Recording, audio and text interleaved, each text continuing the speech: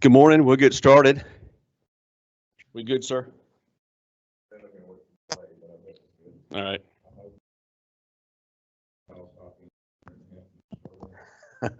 Okay. All right. Welcome to EMS Challenge. We'll get started today. We do have some in-person people. Thank y'all for coming over, guys. I appreciate it.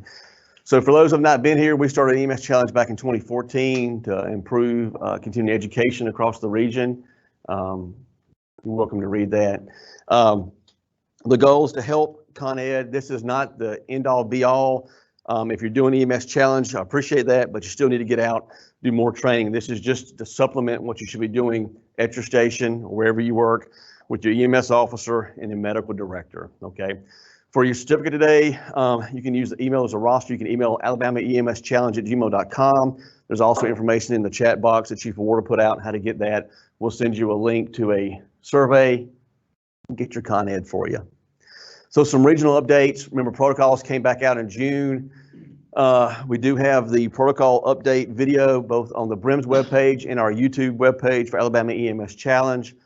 Remember, we have BIADs, blind assertion devices for EMTs. If you've never done that as a basic or as an EMT, can't say basic anymore, please reach out for training before you start doing those things. You can also use CPAP and capnography, a lot of good things out there. COVID is still here. The numbers of admissions in the Birmingham region have dramatically decreased.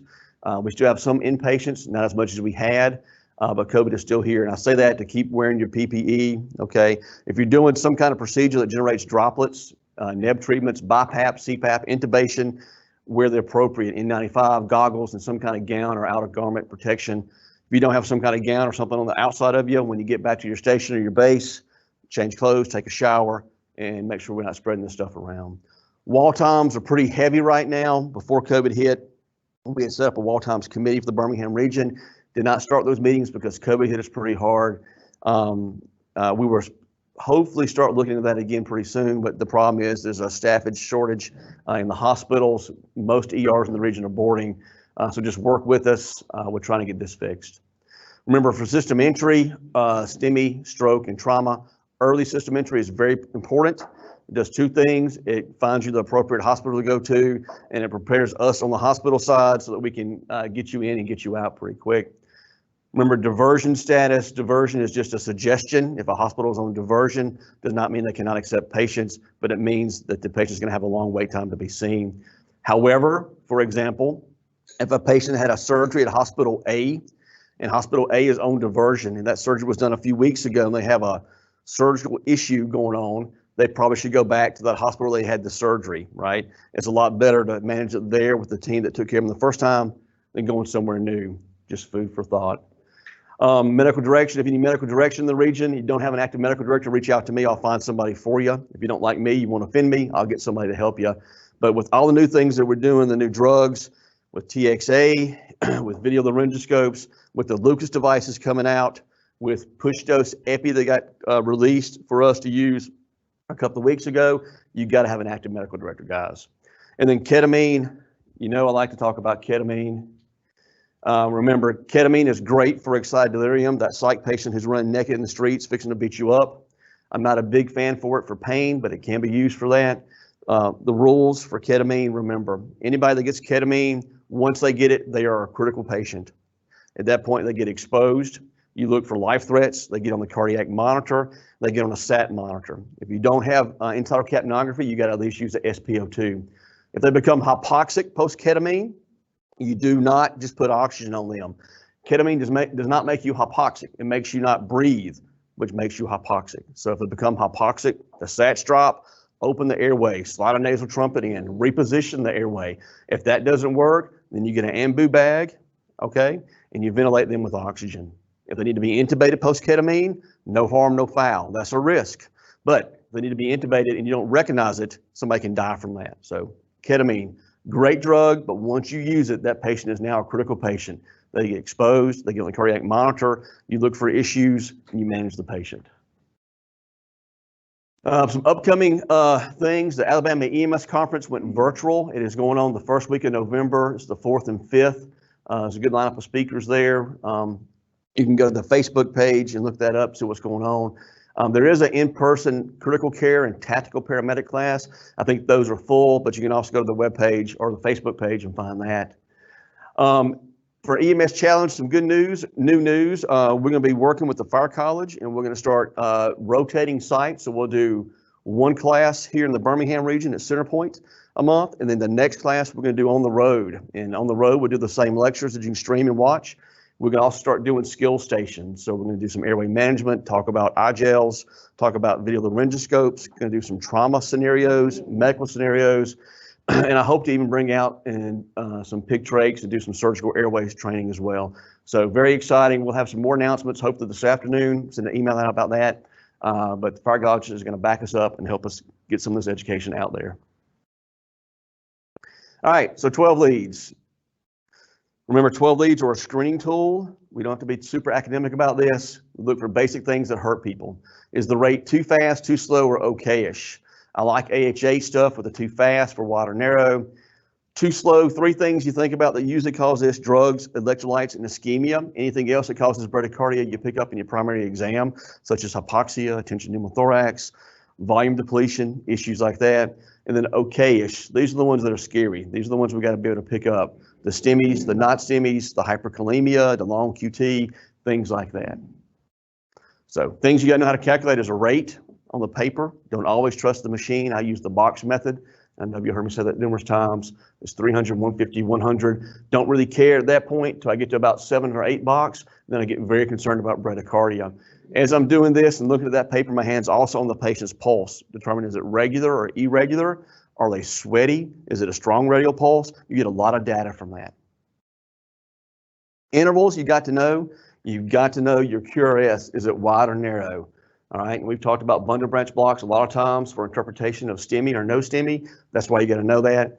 PR interval is wide as a first read heart block, which is not scary. However, that's one of the first signs of significant hyperkalemia, so you got to know that. And then the QT interval is very concerning for folks for certain drugs that we give, such as Zofran, right? So you'll put these folks into torsades. So those you got to be able to know and know them cold. So this one, the rate, I would say the rate is okay-ish. The machine says 73. My hand's on the patient's wrist. I got a regular pulse. I'm 300, 150, 175. So yeah, 70-ish is a great rate. So the next thing I'm gonna start doing is looking at injury patterns. I'm looking laterally, which is 1 AVL in 5 and 6. I'm looking for ST elevation. ST elevation in any 2 of these leads is a STEMI. So it can be in 6, in 1, or it can be 1 in AVL, or just 5 and 6. Any 2 leads is a STEMI. Next thing I do is I look at inferior, 2, 3 in AVF. Same thing, ST elevation, right? Next place my eye goes to is V1 through V4. These are my septal leads down the middle of the heart. And anterior, the front of the heart. Looking for elevation, concerning for a STEMI. We also think about the AVR. We used to say that AVR was used to determine if the leads were on correctly. If you're up in 1 and down in AVR, you were done. In reality, ST elevation of the AVR is concerning for a left main disease, STEMI or chronic disease. So elevation in AVR and depression anywhere else in an injury pattern, whether it be inferior or lateral, is concerning for left main disease, and it's a STEMI equivalent. Your machine would not pick that up. All right. And the last thing we also want to think about, we talked about V1 through V4 elevation, but depression in V1 through V4 is also concerning for posterior infarct. Must not be a fire call. Nobody ran out. Very exciting. So this is just a schematic that kind of shows the anatomical position of where these vessels run and why we use a 12 lead to pick up for ischemia. So this is a 64-year-old male, dispatched for chest pain. You get there, he says he had chest pain for about 2 hours. He had some nausea. So what do we do for these folks? 12 lead, exactly. It's a 12 lead class. Always get a 12 lead. I like that answer. Yes, you get an A. Yeah, so protocol is chest pain or suspected ACS. So 64-year-old guy that didn't have chest pain, he just had nausea. I'd still be concerned about ACS, right? If he was diaphoretic, if he was weak, if he had just vomited, if he was sweaty, those things, you get a 12 lead. So As we get set up for our 12 lead, we're going to do our history and physical while we get our exam done. You know, we teach the docs in med school that they do a history and then do a physical. We don't have that luxury in the pre-hospital world or the ER. We're getting our history as we do our physical, as we're getting set up to do interventions. So I'm asking questions, my hand's on the pulse, my partner's getting the 12 lead set up, somebody's getting the IV set up, and we're doing this all at once, all right? So he starts kind of rambling off. He's got high cholesterol, vitamin B deficiency, smokes a little bit, got some COPD, osteoarthritis, reflux, kind of mumbles off. He's on vitamins and Prilosec, some niacin, maybe some Lortabs. Everybody in the South is on Lortabs or Norco, right? And our partner's getting our vitals. We got 180/80, a little bit hypertensive, respirations in the 20-ish, no accessory muscle use. He's satin fine, a little bit tacky, and we get our 12 lead. When we think about the history, a lot of this stuff, I start thinking about football or something else when I start telling all that stuff. That doesn't really matter to me in the ER, right? I'm getting a history to risk stratify. Is this person at high risk for having acute coronary syndrome? Age makes them high risk. Other things will make them high risk will be, does he have a history of diabetes? If he says yes, I say, do you take shots or pills? If they take shots, you assume it's insulin. Those guys are very high risk for having early coronary artery disease. Do you have hypertension? Have you ever had a heart attack before? Things that will make you very uncomfortable. So use your history to kind of guide, does it make you nervous or unnervous, if that's even a word, and how fast you want to get that 12 lead going. Medications are important as well. I don't really care about vitamins or Prilosec or these other supplements. I'll be talking about diabetes. Do you take blood thinners? Okay. Do you take other things that can interact with the medicines or treatments I may do? So this is the guy's 12 lead. Too fast, too slow, or okay? Okay-ish, yeah. So rate's okay. I say it's 300, 150, a little bit over 100, but not too fast. I use rates 50 to 140, 50 to 150 being the okay-ish rates. I start looking at injury patterns, and my eye goes to lead 1 and AVL. Anything concerning there? Oh yeah, right. So my kids should pick this one up, right? So this is big ST elevation. This makes me very uncomfortable. 1 in AVL. In reality, I could be done. I've got a STEMI, but I look at every 12 lead the same, so that when I'm tired, I don't miss something, right? So I know this is a STEMI already, but I'm gonna finish out my algorithm. I'm gonna look at 1 AVL, 5 and 6. Now I'm sweaty because it's a pretty big STEMI, big lateral involvement. 2, 3 and AVF. You see we got these changes here. This T-wave inversion, ST depression. Those are reciprocal changes. So we got ST elevation, inferior changes as well. Super concerning. Dude's having a big STEMI. V1 through V4, I'm up a little bit here, but doesn't matter. I've already got my lateral STEMI. I'm still gonna go look at AVR. Leads are on good, no elevation, but I don't care. I got a big lateral. At this point, I'm gonna look at my intervals. P interval looks reason. QRS is reasonable. QT is fine. If this was not a STEMI, what I would do is I'd go back and look one more time, but I've already made my diagnosis now. Big freaking STEMI.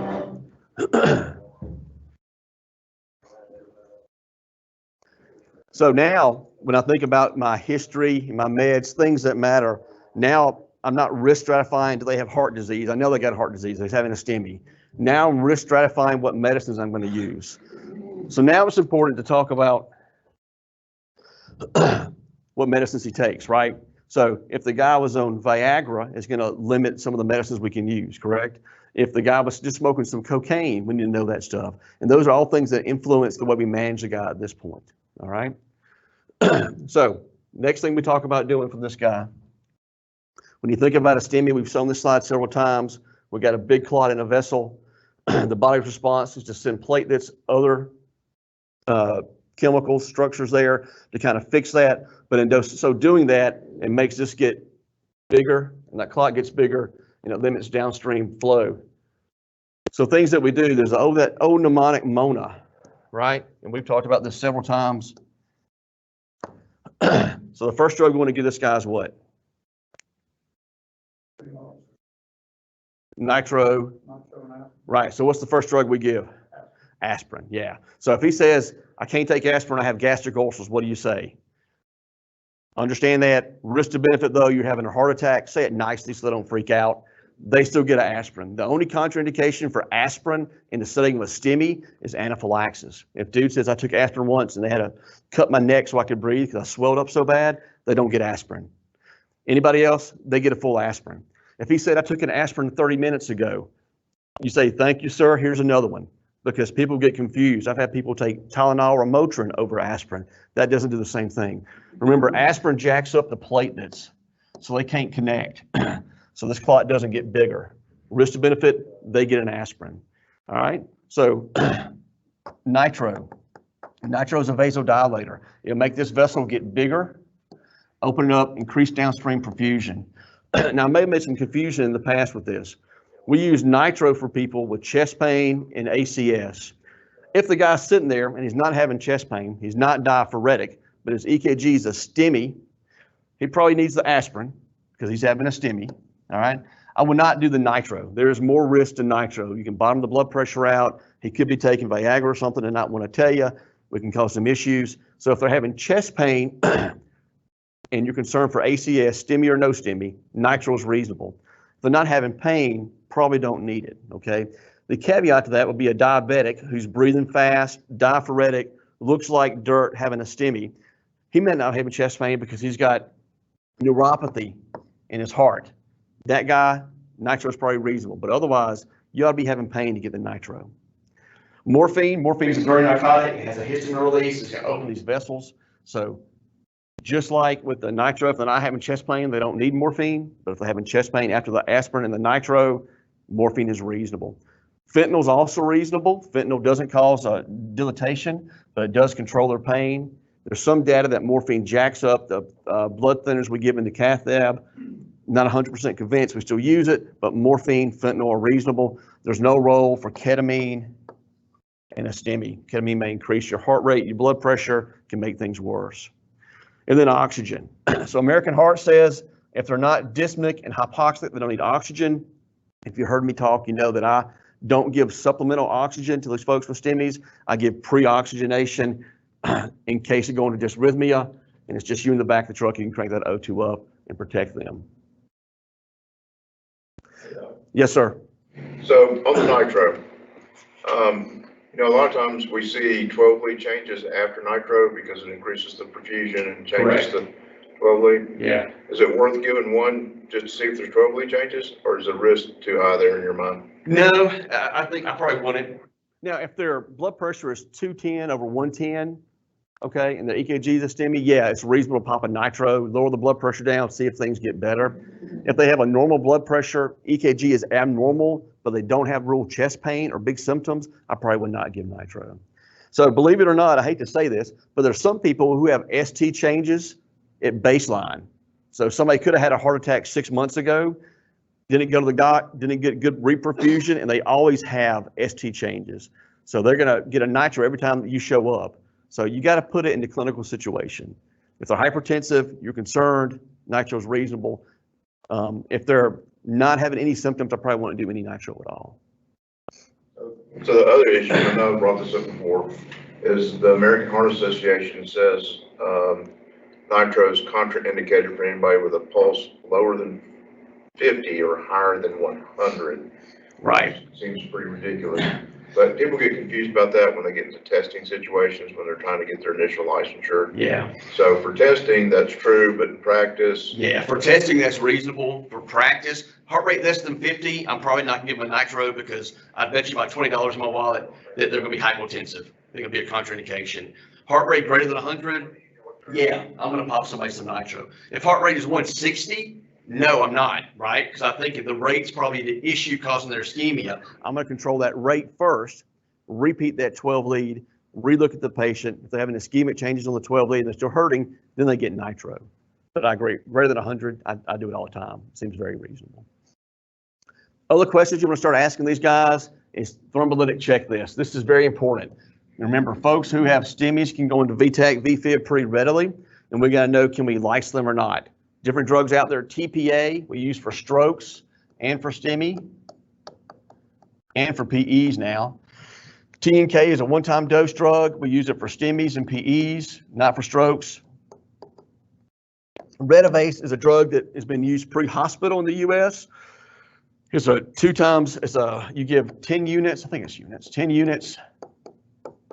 If they get better in 20 minutes, call it a day, they go to the cath lab. If they're still having symptoms, you repeat that, then they go to the cath lab.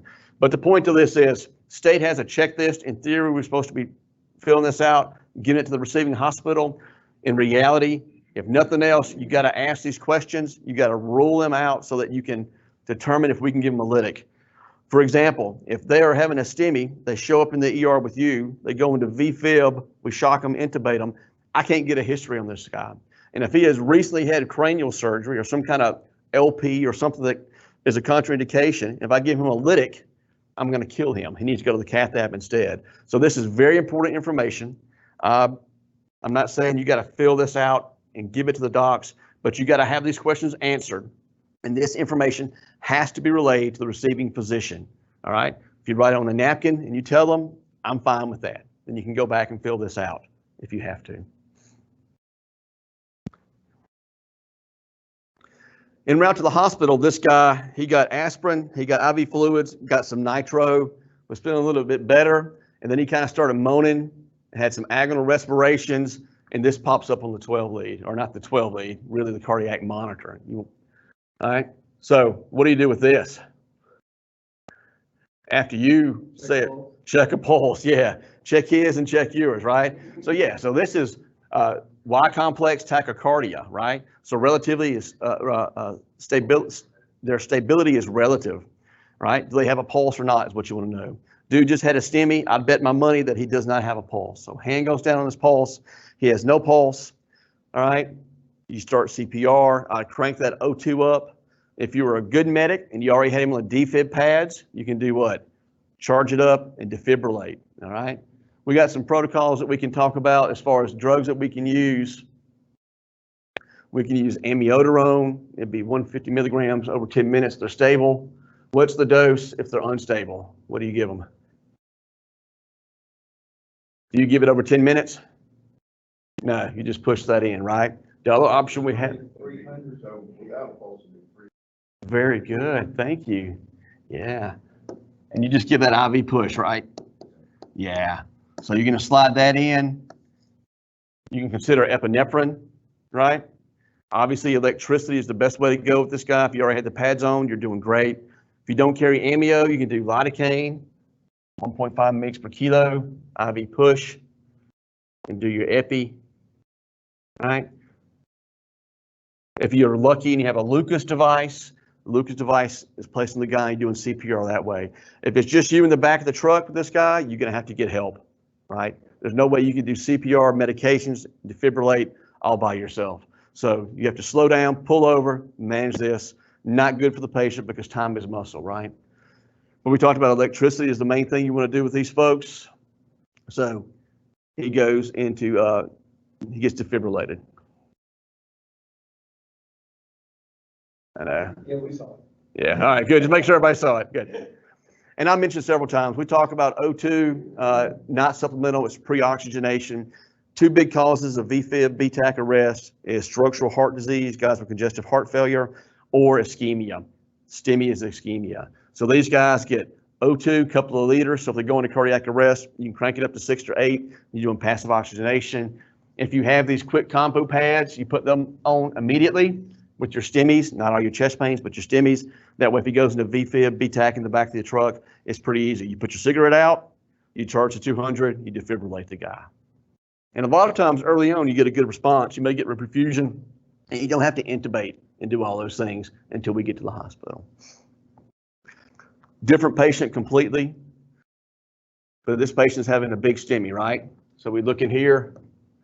I got deep T-wave inversions, makes me uncomfortable. That makes me nervous. I come back, I look at this. This reminds me of that old video game Pac-Man with the ghost, right? Big STEMI there. This is very concerning. At this point, I don't really care about AVR. So this guy having a STEMI, right? What kind of dysrhythmia is he prone to go into? Obviously VTAC or VFib, but this is kind of like, what am I thinking kind of a question. He's got a big inferior. So if this is the aorta, we think about the left main arteries come out, coronary comes this way. All right, this is the circumflex. This artery here is the right coronary. What does it supply? The SA and the AV node. So these guys go into VFib, you shock them. When they come back, they got big ischemia on that right coronary. They're going to be super bradycardic. All right. So when we talk about bradycardia, I've always pushed, three things: drugs, electrolytes, or ischemia. Would think ischemia on that one. I always talk about doing atropine and calcium real quick to manage these guys. Omega atropine, some calcium. If you think it's hyper-K or electrolytes, that guy's probably not. He had a STEMI. The problem is somebody post VFib arrest with ischemia, all right? Atropine may put them back into VFib. I'm a big dopamine fan for these guys. The other thing, if you were to have gotten amiodarone or lidocaine, that can slow your conduction down and get you pretty bradycardic. And the way you fix that is with a dose of dopamine. I know that some agencies are trying to go away from dopamine. Dopamine is not a great pressure for sepsis and things like that, but dopamine is an excellent drug for symptomatic bradycardia. It's also a great drug for symptomatic bradycardia post VFib arrest that got amiodarone. So. Hey Doc, you're gonna mention the No, sir. Okay. Yeah. Not today. So not today. Just another ecogenic, the fact that STEMIs are high risk for VTAC, VFib. The heart has a lack of oxygen, lack of blood supply. It gets very irritable, right, with these STEMIs, so it fibs. If we can defibrillate them, all right, and they still have some perfusion to that coronary artery, we can rescue them, get a perfusion rhythm.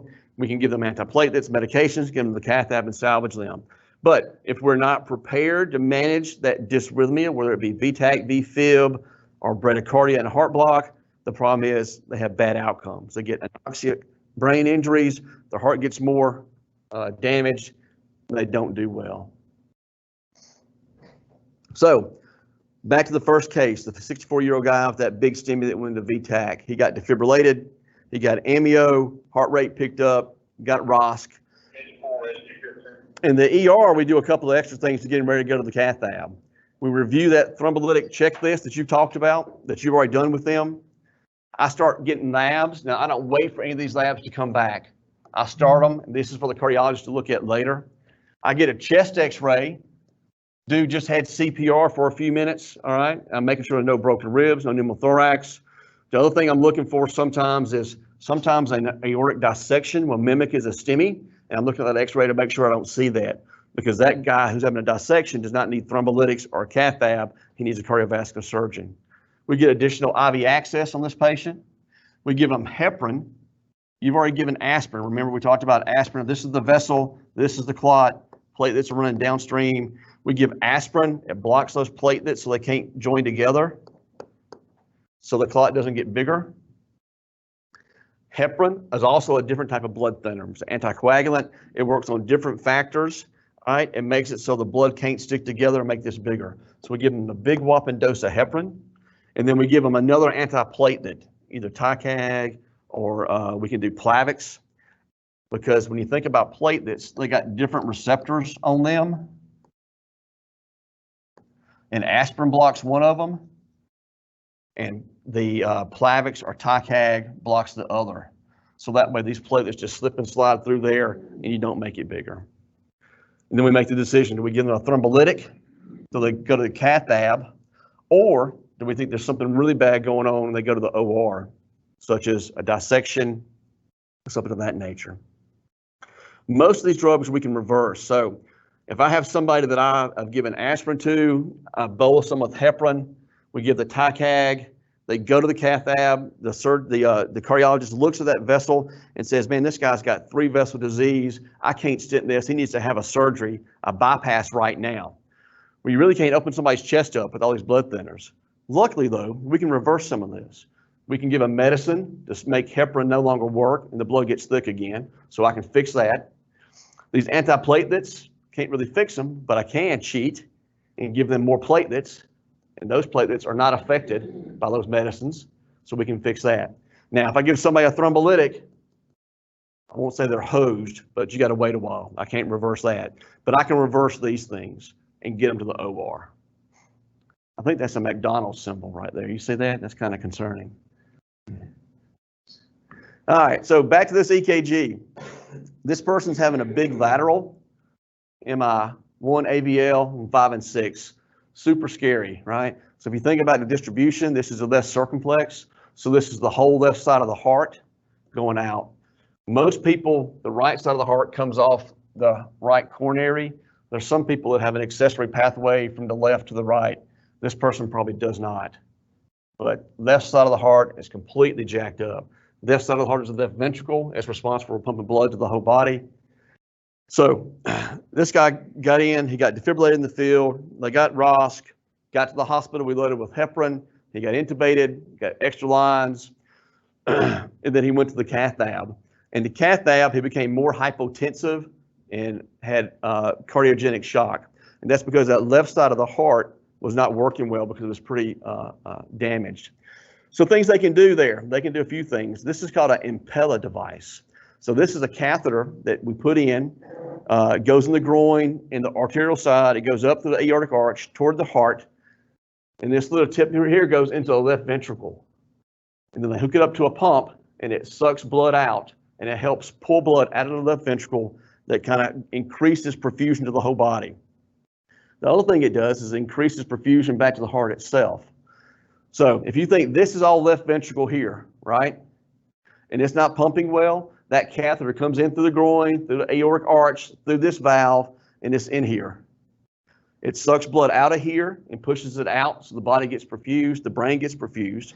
But the same thing is, the more blood that's up here, that more blood falls back into this cusp where the coronaries are. So in addition to improving cardiac output, it improves coronary perfusion. Does that make sense? So this is an impeller, fairly new device, works pretty good. The cardiologist already has a catheter in the heart to look at the vessels. So it's pretty easy just to kind of guide this in there and do that. Another thing that they've done in the past is balloon pumps. And I know y'all have heard of balloon pumps. A balloon pump is a catheter, same thing, goes through the groin, can go through the wrist, through the arterial side, goes up, aortic arch, and there's a big balloon. And you cycle this with the heartbeat. So when the left ventricle contracts, you release this balloon, so blood comes out, all right? And then in diastole, when the heart relaxes, you inflate this balloon, and it increases blood flow back into the heart, so therefore increases coronary perfusion. That's a balloon pump, and there are ways to salvage people who've had a big, massive heart attack, and their heart isn't doing well. Now, I know back in the spring, we talked about ECMO, and I know Dr. Kurt talked about that as well. ECMO is a little bit different. ECMO is where we go in, and we just take all the work off the heart. So the heart doesn't have to pump any blood whatsoever. All it's got to do is get better. Okay, this is a little bit different. These hearts aren't as sick as the folks who have ECMO going on, but they're still pretty jacked up. So an impeller device and a balloon pump, two most common. This is some kind of tandem heart device. I don't know a lot about those, but basically it's a drive line that goes into the heart and helps circulate blood as well. Hey, Dr. Ferguson, how common is that right now in the emergency setting to use? It's pretty common to use the impeller and balloon pump post-heart cath, yes. Especially the folks who have big lateral or septal anterior infarcts. So one of the biggest things that kill people post-MI is the heart's got this big infarct, it's weak, not doing good. We give you a bunch of freaking medicines, and so the heart slows down, loses contractility, and you get almost cardiac stunning. So if you can bridge them for 8, 10, 12 hours with a balloon pump or an impeller, then the heart can start to reheal again. So it's very common to use. In the 90s and early 2000s, we used to give people beta blockers when they had a heart attack. Somebody came in having a STEMI, we'd give the aspirin, we'd do the heparin, we'd talk to a cardiologist. There weren't a lot of casts back then, but we would give beta blockers. And the thought for that was you slow the heart rate down so the heart doesn't work as hard, so the heart can recover from that infarct. The problem is when you slow the heart rate down, you lower the blood pressure, they get bradycardic. So perfusion of the heart actually gets worse. Perfusion of the brain actually gets worse. So cardiogenic shock is the big inpatient killer of these folks with STEMIs. We can manage VTAC, VFib. We can put a pacemaker in for bradycardia, but cardiogenic shock is the bad thing. So impellers, balloon pumps help pretty well. This is the LVAD. We'll have the LVAD coordinator come out again. hopefully in the spring to talk about this, but basically go in surgically and implant a device in that left or right ventricle that kind of helps pull the blood out and pushes it into the aorta.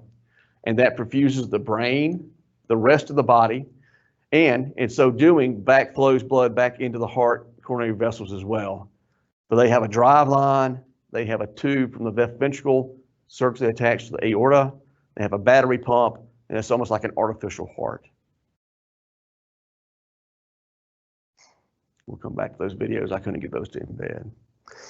So, guy had STEMI, got appropriate care in the field, went into VTAC arrest, got defibrillated, intubated, went well, got to the ER, we initiated our workup, gave him some more antiplatelets, gave him some heparin, he went to the cath lab. As he was going to the cath lab, he became hypotensive, cardiogenic shock, so they put the impeller device in. So now they got time to go back and look at this. Impeller device is in, now they go back and squirt and start looking. And you can tell right here, this is the proximal vessel should be coming off there. Those two should be joined. They're not.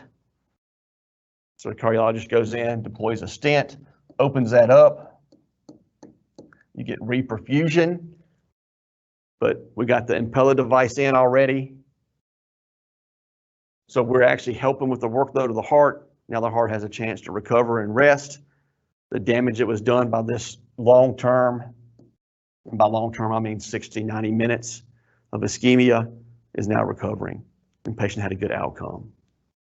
So everything you do in the field is the start of the building blocks that makes these people get salvaged. So had we not placed the pads on that patient, had not defibrillated them, had not given the aspirin, this could have got worse. We could not have resuscitated them. Had we not done our part in the ER with the extra antiplatelets, medications, looking for other causes of a STEMI, things could have gone worse. Then obviously we need the cardiologist as a definitive care for the cath to recognize the need for an early impeller to save this patient. So it's a team approach, big team approach. I've been mentioning for months now that we're talking about first medical contact reperfusion. Hospitals say we have 10 minutes on every chest pain to get an EKG, or we get deemed, even financially, by the Centers for Medicaid and Medicare. All right, and then we have certain times. If I'm working at a place that does not have a heart cath, I have 30 minutes from their arrival to make a decision, am I going to give them a thrombolytic or not? All right, I have 90 minutes to get them to a cath lab. All right, these times are being pushed back, not to when they get to the hospital, but when we call 911. So there was a little extra time on scene there.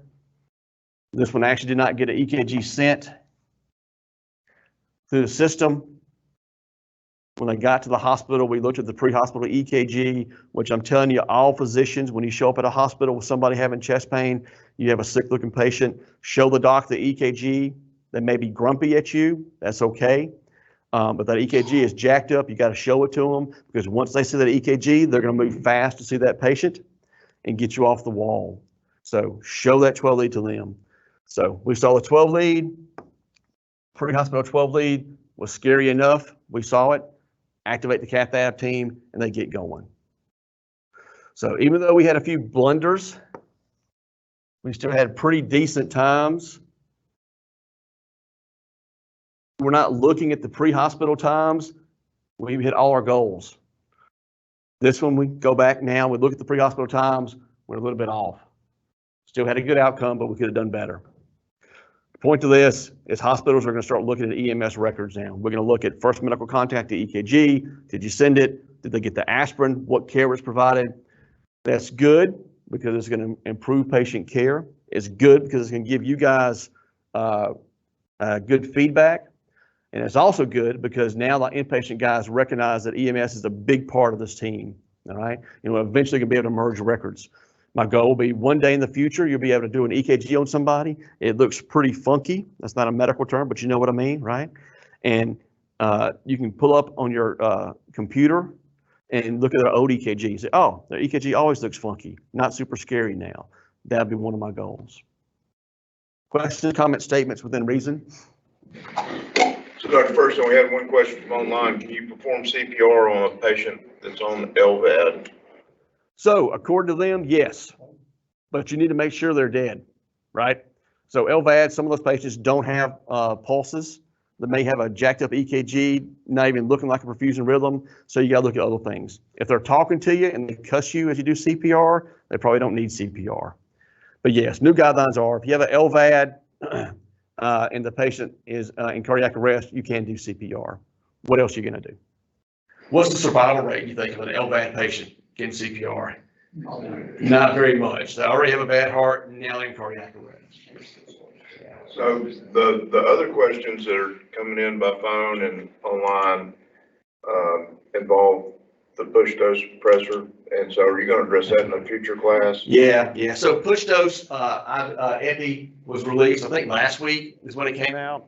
And the concept for that was there are some agencies have limited resources and we're trying to find, the state is trying to find an alternative way not to use dopamine. So you don't have to carry dopamine and epi. So push dose epi is approved. I will do a lecture on it. I'll probably talk about it some on the 28th and then again the following week as well. I will say this, push dose epi in the protocol states for hypotension. Remember there'll be medical induced hypotension. I will not be giving people push dose epi for the guy that's shot in the belly that's bleeding out, things like that. But yes, we'll talk about push dose epi next time. So. We talked about concepts, 12 lead recognition. Remember, you guys got to be the masters of this. All right. Pharm review. I want to talk about nitro again. We talked about what we can use it for. We talked about somebody having ACS without chest pain, kind of weird. So jacked up EKG, asymptomatic, probably would not give them nitro. All right. But obviously, blood pressure greater than 100. Chest pain, concerns for ACS, CHF, the guy with the blood pressure of 220 over 130, and flash pulmonary edema that you fix to put on CPAP or BiPAP, nitro is great, okay? The dosing, 0.4 mgs, up to 3 times. You know how we pick 3 times to use that? So you can repeat it 3 times before you call. Yeah, just tradition. There's no data to back that up. So if I got somebody on a 45-minute transport and they're in CHF, hypertensive, gurgling, I could give them nitro every 3 to 5 minutes for 45 minutes till I get to the hospital if I need to. Now, state says that's Cat B. What I would do in the ER is I would probably do IV nitro instead to decrease the preload, lower the blood pressure, increase perfusion. Remember contraindications, bradycardia, I would say this rate's less than 50. I'm not too concerned about the heart rate greater than 100 unless you get above 140, 150. Remember, ask about Cialis, Viagra, those kind of medicines. Folks who are on pulmonary hypertension, take that medicine too. Be discreet. Some folks aren't going to answer that question, but you don't want to be popping nitros in somebody that's already on that stuff. All right. Remember, if they're having chest pain and using nitro for ACS and chest pain, you want IV access before you pop that nitro, so that you don't drop that preload and make them get super bradycardic and go into cardiac arrest. The guy that's hypertensive as dirt and flash pulmonary edema, it's probably fine to pop a few nitros in them, put the CPAP on, and then work on your IV. Questions, comments, statements about nitro?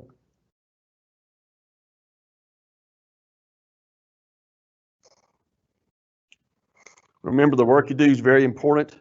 Don't get bogged down with all the junk that we see, the non-emergent stuff. If you let that stuff bog you down, you're going to miss somebody that's really sick and not be able to make a difference. Questions about the journal articles from last time? Did anybody even look at them? Probably not. All right, Chief, I'm going to try to change this. Hit this guy.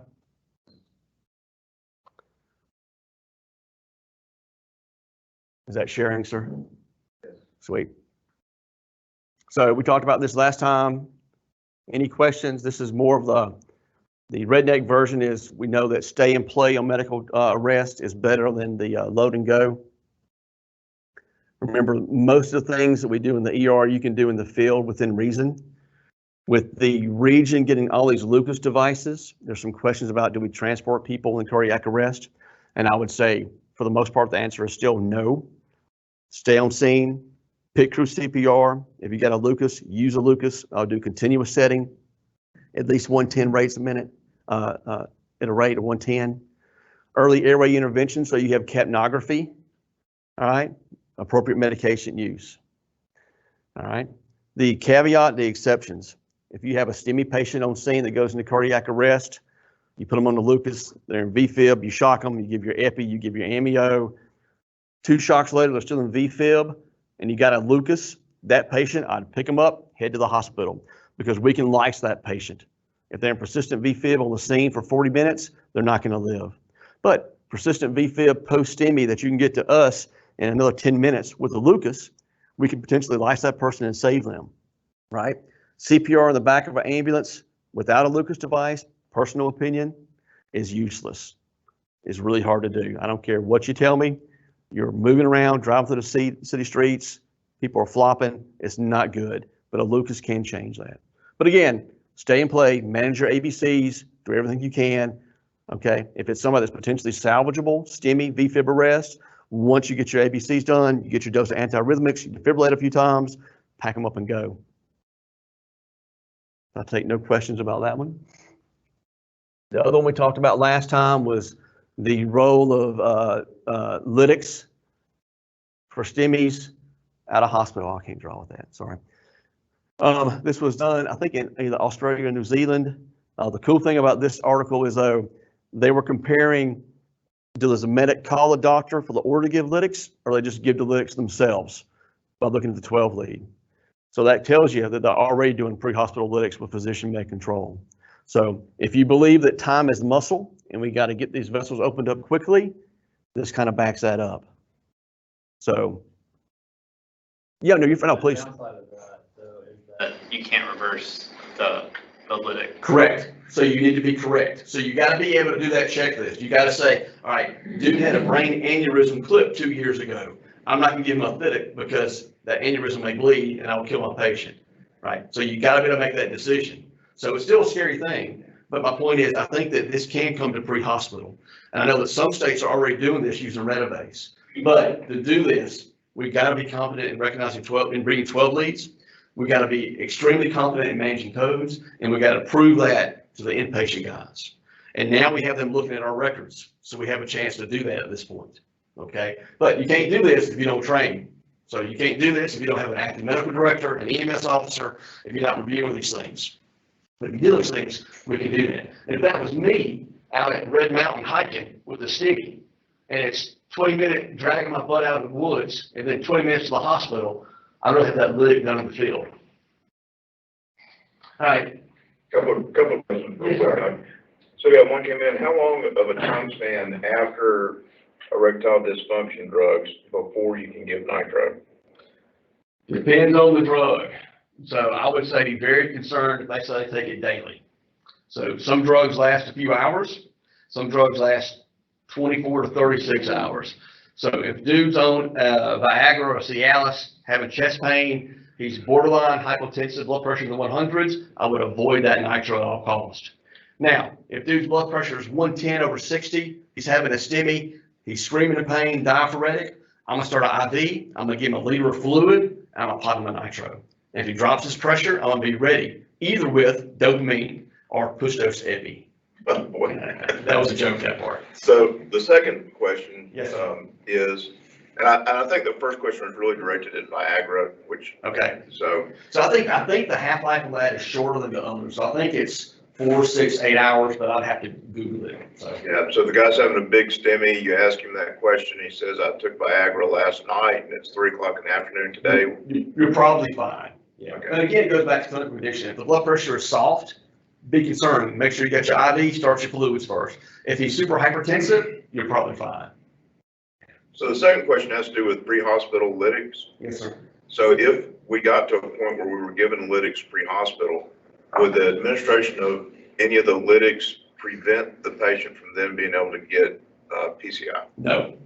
It's called rescue PCI. So I've worked in community hospitals where there's no cardiologist that are having a STEMI. I know I can't get them out to a cath lab within 90 minutes, so I give them a thrombolytic.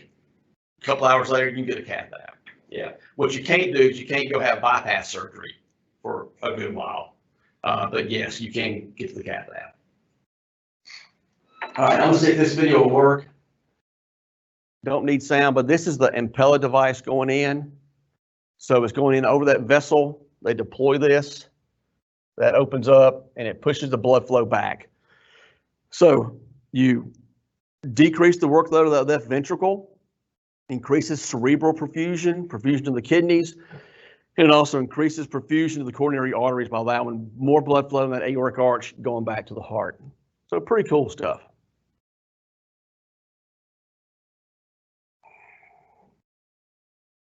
And this is the balloon pump. Just a big balloon in there, and it synchronizes with the heart, and I just jack that up. Yeah, well, I'm not gonna talk about swans, that's for sure. That is not for me. All right, questions, comments, statements within reason, anyone? Remember, the 28th, we're gonna be at Tuscaloosa Fire College is the plan. We're gonna stream live the Con Ed from here that we normally do the lectures. And then that afternoon, we're gonna do airway skills, talk about BIADs, iGels, do some scenarios. So if you're in that area, let us know. And the plan is to be moving to someplace throughout the state once a month. And we'll have that schedule posted hopefully by the first of the year. We're still working out some details. We're gonna take about a 5-10 minute breaks, and then the Dr. Rushton, Associate Professor of Emergency Medicine and Toxicology, will be here to chat with us. Thanks, guys. All right, everybody, we're going to take a break. Hey, just a couple of administrative notes. We've made a little bit of an improvement to the way you get certificates, but to do that, we have to have the password for the class, very first on the form, and the password for today's class is toxic, T-O-X-I-C. It has to be all lowercase. That gives you access to the rest of the form, and you should get your certificate will be emailed to you automatically right after you submit the form. So it shouldn't be as a wait like it has been in the past. We're trying it out and see how it works. Hopefully it will. Everybody, the link to the form if you're online is in the chat box. I'll put it in there again. If not, you can always send an email to Alabama EMS challenge@gmail.com. You'll get an automated return email with a link to the form. Give us about 5 or 6 minutes and we'll be right back. Everybody take a break. All right. I just want to say thanks for having me. My name is Will Rushton, and as I was joking around in UAB's EM department, they unfortunately call me Will number 2 because I have to take second place to the esteemed Dr. Ferguson up here. I really actually appreciate you guys having me, and I was just telling Ferguson as I was coming here, I didn't realize I was going by the Center Point Fire Station and slammed on my brakes and almost caused a huge, massive car pile up here. And I was just thinking about the irony of having all, you know, the state's preeminent EMS people right outside as I almost caused sort of a 4-lane wreck. So I appreciate you guys for, really do appreciate you guys for everything you do, and it's great working with you. And finally, I want to say is how much I appreciate the password being toxic. I think not only does it sort of align with the theme of this talk, but also you could say the personality of anyone in Will in our department out there. So this is actually supposed to be a little bit more, for me, this is a really fun talk to give. People tend to get either really interested in snake bites, which is a little bit worrisome to me. I like the people that are more scared of snake bites. You know, there are some people out there in the community that are just really fascinated by snakes and capture them and take them as pets. And the worst snake bite we've had here in the last 2 years is actually a woman that had a pet eastern diamondback and took her to elementary school for show and tell, and then try to, like, you know, get a rise out of it. She antagonized a snake, and the eastern diamondback envenomated her in her abdomen. And we had her in the ICU for about 2 weeks and gave her about $500,000 of anti-venom to finally get her to recover. So those are the people that really sort of scare me. I think the people that sort of have a sort of jolt reaction when they see a snake is, I think, much more sort of the rational experience. And I got to tell you guys is after, you know, the medical director for the Alabama Poison Information Center. So I cover really snake bites throughout the state. A lot of times because snake envenomation, the antivenom is so expensive. And also there's a lot of times a lot of providers just really uncomfortable taking care of them. So I probably over the phone and through inpatient service at UAB see about 100 snake bites a year. And it's really given me, I think, a healthy fear for them. So thankfully we do not see too many snake bites to the face. That being said is, I guess we'll talk about this a little bit. is it tends to be when we do see snake bites to the face, it's almost always drunk men, right? Because they pick up a snake, they probably said, hey, hold my beer right beforehand, or hey, watch this, pick up the snake and envenomates them in the face. And so it's actually not uncommon that we actually do see true facial snake bites. Fortunately, you can't really take pictures of people when they get envenomated in the face because, you know, it's very easy to identify them. But I'm not here to tell you it definitely happens. And, you know, putting together this talk is, you know, I found this homeopathy, Dr. Axe, I don't know if anyone's familiar with him. It's a lot of people on the internet follow him. I was sort of joking about some of his recommendations. I found out one of our poison center specialists goes, oh yeah, I follow him relentlessly. But before we get into sort of, you know, how I would approach snake bites, let's talk about what else is out there. And so Dr. Axe in his book that he actually publishes, and you can read all this online. So he talks about, you know, during envenomation, your doctor may order an ECG, I'm not quite sure why, or a head CT scan with the headache or altered consciousness. I'm like, well, that's interesting. You know, IV fluids, breathing support when treatment of low blood pressure, a surgical procedure, the fascia may be necessary. If anything, if you take one thing away from the point of this lecture is we never do fasciotomies anymore for snake bites. And I like this, you may get an ECG. Apparently though, when you get bitten by a cottonmouth, you may get this test called an EC. I'm not quite sure what the EC is, or if they just forgot there's supposed to be a G after the EC there as well. But yeah, I mean, is it electric shock therapy? Like, I can't quite figure out what they're going with this, but basically everything that's in this recommendation, I would recommend doing the opposite of. And I don't know if, am I in camera? Do I need to be standing right in front of the screen? Okay. And so, you know, let's just talk about what are sort of the common pit vipers. And when I say pit vipers, really just talking about all the poison snakes in Alabama that's not the eastern coral snake, since those are more Elapidae, and those are, thankfully, those envenomations are very rare and they're found really just in southern Alabama. I'm happy to talk about those ad nauseum. They're sort of outside the scope of this talk, because normally what we're seeing is actually pit vipers. So what are the big players that we really worry about in Alabama? Well, this is the timber rattlesnake, the Crotalus hortus. I love this name, like hortus for a timber rattlesnake. The timber rattlesnakes, in addition to causing sort of a lot of, you know, swelling, edema, hemorrhagic bullae, you know, those blood blisters, tend to cause a lot of thrombocytopenia. It can actually drop your platelets and cause some pretty severe coagulopathy. But by far the most dangerous one we have in Alabama, and this is really found in the southern part of the state, although again, as I'm finding that people are actually keeping these as pets, as that woman from last summer, I mean, that was in Jefferson County, she took an eastern diamondback into a elementary school, is eastern diamondbacks at least tend to be by far the most dangerous. They really drop out your fibrinogen. They can be very, very difficult to treat, get severe coagulopathy. That woman, again, that got envenomated, she developed this huge abdominal wall hematoma, so we're giving her all these blood products in addition to massive doses of antivenom. And then so we talk about pit vipers again, we really try to delineate them into, you know, rattlesnakes and non-rattlesnakes. So your Achistodron contortrix, this is going to be your copperhead, and really around here it's your southern copperhead, whereas the other Achistodron is the piscivorus, which is your cottonmouth, which again is named for when they strike at you, it's supposed to have that very classic sort of presentation. Now, it's interesting I found about when we talk about pit vipers is which ones, I'm just going to put this idea now of antivenom, which ones are more likely to respond to antivenom. And it's really going to be actually the cottonmouth and the eastern diamondback, because there's four pit viper species that go into making the antivenom. And so what happens is this lab in Salt Lake City, and they milk out venom from the glands. I mean, God blesses people that do that. I can't imagine that being your job, is saying you milk out venom from snakes. But they're taking it from the eastern diamondback, the western diamondback, which we don't have, the Mojave rattlesnake, which is in southwest United States, and then the cottonmouth. What's interesting is the copperheads and the timber rattlesnakes are species, probably the two most common species we see, particularly up here in northern Alabama, but they're not actually part of this, the species that go into making antivenom. So sometimes the response you see is going to be a lot more positive. You're trying to treat a cottonmouth or an eastern diamondback rattlesnake rather than trying to treat a timber rattlesnake or a copperhead. Again, so out west, this is Crotalus atrox. This is the western diamondback, and again, Crotalus scutalis. This is the Mojave rattlesnake.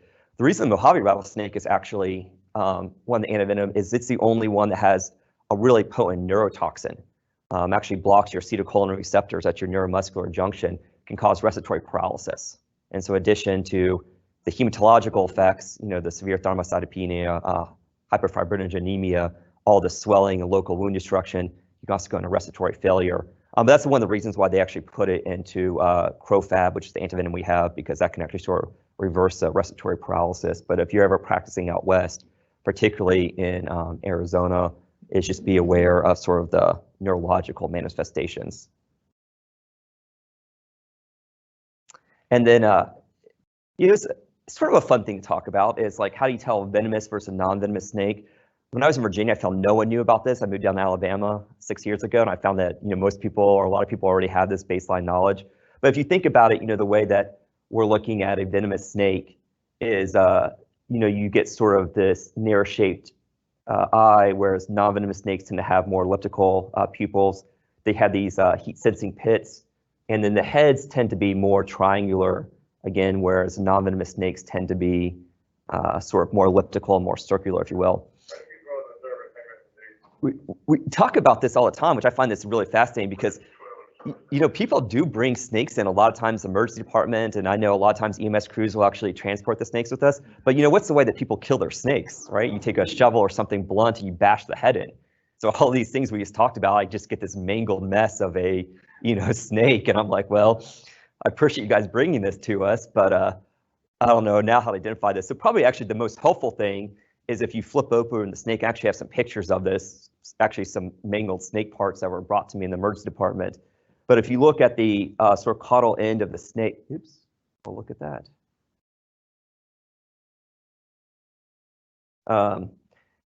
Venomous snakes actually have a single row here at the end, whereas non-venomous snakes actually at the caudal row, right behind the anal plate, they actually have two. They'll meet in the middle.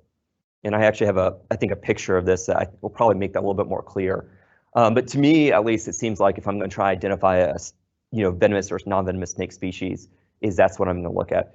In actuality, it's really not that difficult. I mean, it is difficult, excuse me. It's not that crucial because we're going to bring someone and wash them and look for signs of envenomation. And even if someone does get, attacked by a venomous snake, the literature says, hey, somewhere between 20 and 25% of those are going to be quote unquote dry bites, and they're not going to have venom anyway. So regardless if we hear a snake bite, no matter how good the person looks, we're going to observe them at least 8 hours in the emergency department. I guess I should have warned you guys, there are some somewhat gruesome photos on here. This is actually, again, a mangled snake. I actually love this snake because this patient went to a different hospital, got transferred in, and then the transfer team even brought me the snake. And here I actually put it in sort of a waste hazard bag. They just literally brought it in like a Kroger shopping bag. And so I just opened up and here's this mangled snake, but you see here clearly the head was busted in. And this might be a little bit tough to make out, but see here at the very end of the caudal plate, these are clearly just one line of scales. Okay, I appreciate the positive feedback. Yeah. No, that's great. I'm like, I mean, maybe you can't tell, but yeah, so you look at this and you know right away this is going to be a pit viper. And the other key thing about this too is this is clearly an adult snake and there's no rattle there. So which is going to tell us that this is going to be an echistodron, either a cottonmouth or a copperhead.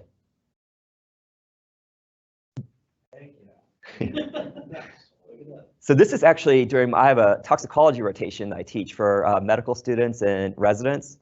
And this is a live snake in a glass vial here. And so this is actually at Rushton Mountain, their nature center. And so this is Aaron, he's one of their snake specialists. This guy knows, he's an encyclopedia knowledge of snakes. It's just really crazy. I mean, he can tell you everything about them. I can only tell you what happens when they bite you, which is bad. But he's going around, and so what you don't see, there's another person right behind him with some long tongs there, because you always have to have two people. You have a venomous snake, so that way if he drops it, she can quickly pick it up. But he's going around and just sort of trying to get the snake to sort of in the strike position. And again, here you see sort of the narrow slit eyes, the heat sensing pits out front. And the other thing too is venomous snakes tend to have fangs, it's really tough to see, but those are two fangs right there, whereas non-venomous snakes tend to actually have teeth. I'll try this. Oh yeah, this is just some fun photos, I think, from our toxicology rotation. I actually put this in here not for you guys, but a lot of people, I think, they hear toxicology and think all I'm going to do is talking about chemical structure. So I'm trying to be like, hey, look, you know, we have a lot of fun times around. So here we're just talking about general overdose patients. So this is actually back in Rushton Mountain. This is not a venomous snake. When we go out there, is all the residents are encouraged to hold, you know, venomous snakes, and because they do a lot of musking too, where you can smell them sort of as a defense mechanism. Again, this is Erin, our snake specialist. This is Liz Leader. I don't know if anyone's met her. She is one of our, I guess now second year residents. Clearly has a very strong personality, got really into holding the snake. And I'm really sad I stopped taking photos right here because about 45 seconds later, the snake crawled up her sleeve into her scrubs. And this is a pharmacy student here. I didn't know anyone could yell that loud. She is now standing in the corner in a couple of minutes, just like screaming. Liz was incredibly calm. I mean, the snake's inside her scrubs there, and it's just sitting there. And Erin, the snake specialist, is like, don't pull too hard. He may actually bite you. Okay, I'm gonna figure this out. So again, venomous snakes. Some of these photos you can tell are a lot older. Some of these photos I've stolen from other people. I think you can really also tell the evolution of like iPhone camera technology as the newer photos get a lot better. But snake fangs, in here is actually the venom glands, and this is actually a tooth from a non-venomous snake. You know, you think about habits as snakes are cold-blooded animals, very temperature dependent. Really their optimal range to be out is between 80 and 90 Fahrenheit. You know, what does this mean? Well, I think in the rest of the country means that, you know, their snakebite season goes from May through about September. We really tend to have more of a bimodal distribution here in that we start getting a lot of snakebite calls, sometimes into February, but March, April, beginning of May, sometimes in June is really bad. And then tends to, our snake numbers or our snake calls go down in July and August because I think it's just so hot. And then certainly end of August, September, and October really picks up. And that's again what we're seeing right now. It's a lot more snakebite calls. People almost always are getting envenomated in the evening because that's when it's, you know, cooling down. That's actually when the snakes are coming out. And it's only in Alabama do I hear about, you know, actual snake envenomations in December here, which does happen when it gets warm. Now, someone actually did this study, which I find is really interesting. I really like the way they phrase it. They tell epidemiology of a snake bite. So it has an incredible male prevalence. Men are much more likely to get envenomated. Tends to be sort of younger population. More than half, at least in this study, were alcohol sort of induced. And I like how they talk about this illegitimate versus legitimate bites. This is a very nice way of saying, hey, the idiot that got envenomated did something to provoke the snake. And that's actually why upper extremity bites tend to be, you know, have a much higher sort of prevalence to being more illegitimate, because usually, you know, someone's saying, hey, watch this, and grabbing a snake. And so when you see an upper extremity bite, is you always want to assess to see if there's a second bite, because very often someone will pick up a snake, it will strike them, then they'll try to grab the snake while still holding on to it, and it will strike them a second or third time. And this is actually how it tends to be intoxicated men get envenomated in the face, which absolutely happens a couple times a year. This, unfortunately, out of the study, there's sort of this, I don't even know if this is like appropriate to say anymore, but the rule of T's about who's at risk for snakebite envenomation used to be tequila, testosterone. There's a joke out there if tattoos are actually associated with this as well. But when you do, you know, looking at snake bites again is lower extremity bites tend to be, quote, more legitimate, meaning someone's out walking around. I think most commonly what I see is people are in their backyards. You know, they're gardening, they're taking out the trash, because often they're in flip-flops or barefoot. You know, hikers, I think we see a lot less instances because, you know, usually they're wearing boots or some type of tougher shoes, and often they're wearing pants as well. But almost always what we see in the lower extremity is really just people out in their backyard who are incredibly surprised they just got envenomated by a snake. So, you know, why are snakes bad? Well, there's the local tissue damage. This is pretty severe swelling. You can get a little bit necrosis, but really the damage to this is just impressive swelling. So you get bit on your ankle, it goes all the way up to your hip. It's not implausible that, that hip is that leg is so swollen that you just cannot ambulate for several months. And the local tissue damage is really what we see with the Kistrodon species, the non-rattlesnake, which are the copperheads and the cottonmouths. And just based off our numbers, the Kistrodons are by far the most common snake bite species we see. There's probably two reasons for them. They tend to actually be more aggressive. A lot of times you say they have rattle envy.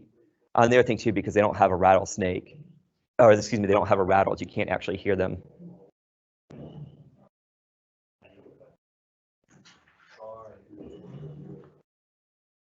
Good luck.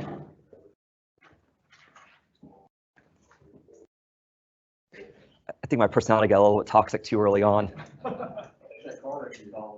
It probably is. So when we talk about the local tissue damage here, these, again, some older photos, but they're going to get a lot more recent. Here you see just some localized ecchymosis, because again, that's actually how that copperhead is designed to kill rodents, they actually bite them. What they do is then they induce local coagulopathy in the rodents, and then the copperhead will actually just follow them until eventually that rodent bleeds to death internally and then goes and eats them. With the Kistrodon, so the copperheads and the cottonmouths, we don't see that much coagulopathy in humans, but we will see a lot of local damage, and you can see some localized coagulopathy. You'll see a lot of localized ecchymosis, bruising, and you'll see in a second a lot of sort of hemorrhagic bullae, which are just huge blood blisters. This is from this year, actually. This is a 7-year-old kid. Clearly here got envenomated on the foot. I got this call from, this is a small hospital somewhere in Alabama, so I'm blanking on where, and they told me they'd called their surgeon because the foot was necrotic. I said, whoa, whoa, whoa, don't do that. Send me a picture. This is not a necrotic foot. This is just severe ecchymosis, and these are, again, hemorrhagic bullae. So what they're doing, this is just a copperhead. Got this kid away from the surgeon very quickly to Children's, where watched them and did very well with some antivenom. Again, you see more of these hemorrhagic bullae. This is someone that got envenomated on their hand. These really classic bullae marks. And the natural course of these things is probably about 8 to 12 hours afterwards is they'll get very dusky and very blue. They're getting dusky and they're getting blue almost always because of the severe ecchymosis, not because they're getting necrotic. And I think that's sort of a key thing. And I spent a lot of time on the phone trying to just reassure people that, hey, these do not need to be amputated on. There are a couple exceptions. I do have some photos where it's clearly true necrosis that's going on. Now, as you get bit by more like the eastern diamondbacks I mentioned are a lot more dangerous. This is someone that got envenomated by an eastern diamondback, and clearly here, what you're seeing, you expect a lot more systemic coagulopathy. And that's really what you can see with the rattlesnakes, particularly eastern diamondback. This is actually a gentleman, not in Alabama, in Virginia. He was in Southwest Alabama at Pentecostal Church, where they were actually, with tongues, and he got envenomated, and his parishioners unfortunately prayed over him for 48 hours before finally seeking medical care. And he actually died of hemoperitoneum, just as coagulopathy was so pronounced.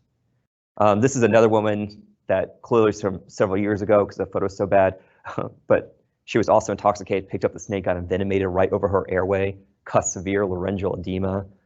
Thankfully, they were able to get a tracheal tube in her, and she thankfully did well. You can't be a toxicologist and not have some enzymes in here, some type of chemicals. It can't all be photos, right? And so the problem with studying snake venom is it's very different than, like, say, black widow venom, because black widow has this one toxin, alpha-lactodectin, which we understand very well. It's just one toxin goes in and blocks these presynaptic calcium channels. It's not the same at all with pit vipers, because what they're doing is they're injecting us with hundreds, if not thousands, of different types of enzymes that are really designed to digest rodents. They're not a defensive marker like black widows are. And so where black widow is just one toxin we understand very well, unfortunately with snake bites, it's hundreds of thousands of different enzymes, which we're still working out exactly what they do. And they tend to be actually a lot more complicated because they're truly enzymatic processes rather than just one specific mechanism like black widow does. But a couple of these are actually pretty interesting. They almost always have these metalloproteinases, which means a lot of times someone actually gets envenomated by a snake is if you ask somebody, hey, are you tasting anything funny? They'll really tell you, yeah, I feel like I have like a metallic taste in my mouth.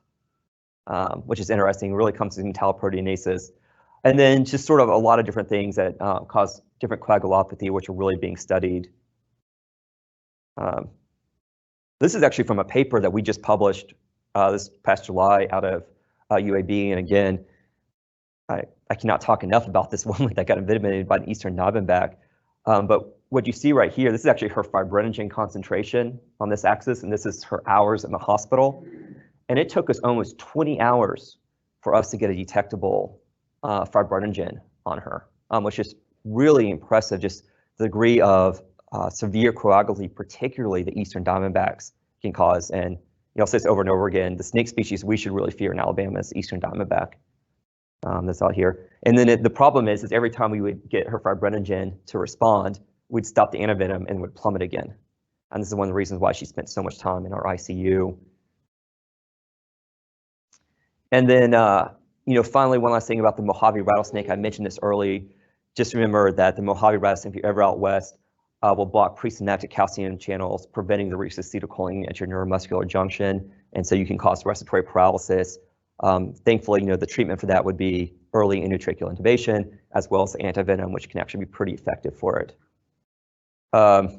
This is actually not a picture I took. I stole this from a different talk. This is someone that's actually envenomated by Mojave rattlesnake. And you see clearly has ptosis right here. It actually looks like botulism toxicity. What I'm so impressed by this photo is someone saw this and said, hey, let me get my camera first. If I saw this patient, I'd be like, let me go get our respiratory therapist in the airway, and probably a resident that knows how to intubate better than I do at this point. But no, let's just go ahead and get a consent form and take a picture of this first. I would feel a lot more reassured if I saw like a piece of plastic popping up somewhere in this photo.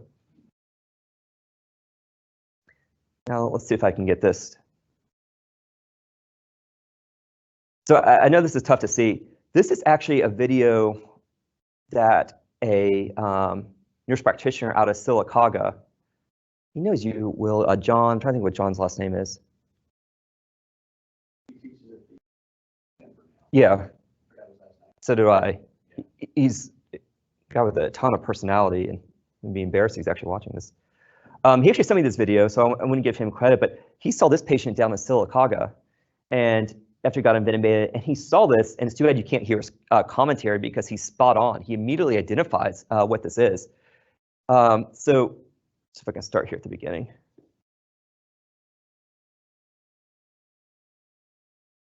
I know it's tough to tell. He really should have been a better photographer, videographer, but there's these little sort of muscle fasciculations that are popping in there.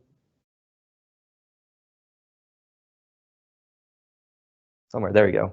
See these right here, what's going on. This is actually pathognomonic for a certain type of snake species. It's called a myokymia, which is actually Greek for like bag of worms. It's supposed to look like a bag of worms underneath the skin. This is pathognomonic for timber rattlesnake, actually envenomation, because when it comes, I was talking about the Mojave rattlesnake has that neuromuscular findings to cause respiratory paralysis. Actually, some of the other rattlesnakes do have neuromuscular toxins. However, they tend to be localized. So in the case of the timber rattlesnake, it's just causing localized muscle fasciculations. I had this guy 3 years ago. He was one of the people that got envenomated on the face. So the guy was just hilarious to talk to. I mean, just being completely open. He goes, yeah, I was drunk, picked up the snake, bit him, grabbed him again. So he got envenomated here, and then got envenomated on the face. And he showed up and his entire face was just spasming on the right side. It's just really impressive to see. He was so intoxicated, he actually found it hilarious. So, let's talk about some snakebite treatments. Let's go back to my buddy, Dr. Axe, because I'm gonna give him a chance to redeem himself. This guy did such a good job, initially. And this is how, according to Dr. Axe, we need to be treating snakebite envenomations. I like this: lavender essential oil for anxiety from being bit by a snake. I mean, okay, I get tea tree oil. Let's see. I think here they talk about things that are really antibacterial. Yeah, here we go. Antibacterial cleanser, tea tree oil, echinacea, which again here fights infections, and coconut oil, again, fights infections. It's really interesting. He has this whole book out there, and all he can talk about is, yeah, just take some lavender oil to help with your anxiety and then worry about fighting infection. which is interesting because snake venom doesn't cause infections. The venom itself tends to be incredibly bactericidal. And so we almost say that, unless there's some other reason, or it's just, fluke patient, or they're severely immunocompromised or have really bad diabetes, really not an indication to give them antibiotics. A lot of times, after about somewhere between 12 and 24 hours, is particularly practitioners who are not used to seeing snake bites will almost always start them on something for soft tissue infection, because they'll start seeing red streaking going up the skin. Well, that's because the venom actually destroys your lymphatic system, so you get sort of lymphadenitis, just inflammation of your lymphatic tissue. It's just actually a natural course of healing. It's not at all a sign of infection with snake bites. So pre-hospital care. So I think this gets, much more. I know now with the experts here. So this is from 1968. And so what was actually recommended in this manual here? Well, apply a constriction band, capture the snake and kill it, lie down, make an incision through the fang marks and apply suction. I guess transfer to medical facility and institute supportive measures. Please don't do any of this coming out there. So let's see. So we talk about pre-hospital care. Really, the best thing to do is, unfortunately, is get them to a hospital as quick as possible, because the antivenom, I would think of sort of diplomatic way of saying this. I really dislike the company that makes the antivenom, BTG, and we have now a second antivenom out there. I think they're doing all this industry-funded propaganda masquerading as studies. That being said, it does tend to work, and earlier is better. It's clearly not on the same line as acute coronary syndrome, heart attacks, or strokes, because again, that's heart tissue and brain tissue, but it's the same kind of theory that, time is, in this case, is actually muscle damage or coagulopathy, because the point of antivenom is it's only going to prevent further damage. Once damage has already been done, the antivenom is really not going to do anything at that point. So it's really early care. Some things just not to do, don't apply ice, which is what cryotherapy is. I think we're also trained, we see a swollen extremity, we want to put ice in. Ice actually tends to localize the venom and cause a lot of actually direct necrosis as opposed to ecchymosis. Do not apply tourniquets. Really don't do this incision and suction. And I found a lot of times is sort of lay people have already done this themselves. You can actually buy all these like suction kits at like Walmart or Dick's Sporting Goods. And the idea is, or if you've seen that movie True Grit where they're trying to suck out the venom, all you're really doing there is actually creating more local tissue damage. Basically, you're creating like a huge hickey over the site, impeding capillary blood flow.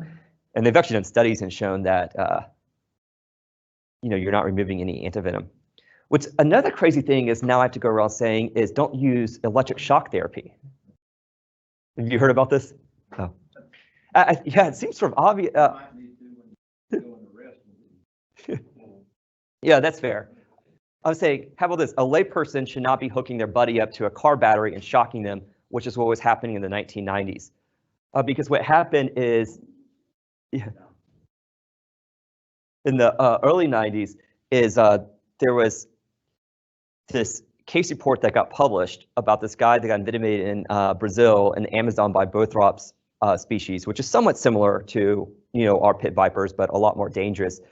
They were in the jungle. He was with this Jesuit priest, also had some medical training, said, well, he knew these were all enzymes. He knew the enzymes are proteins. He had no way to get a medical care, so he actually created this localized like electrical current, applied electricity to it, and reported, hey, his buddy got better the next day. He was able to walk out, which is not exactly the best, highest level of evidence. Unfortunately, that case report got picked up by Men's Health and Outdoor Magazine, and they published articles about it. So for a while in the 90s, there were multiple cases of, again, intoxicated men seeing their buddies get bit by a snake, hooking up to a car battery and shocking them. There's actually even still a website out there that promotes like the efficacy of this. This is actually a huge debate in the 90s and sort of some of the tox or wilderness medicine literature. Again, these are some of these suction catheters that are out there. The extractor. I like this one right here because you're supposed to, if someone's envenomated, you want to shave their like arm hair off, or, they're in severe pain. I'm just gonna take a razor over that area for something that's not doing anything. And really all they do is just cause big hickeys.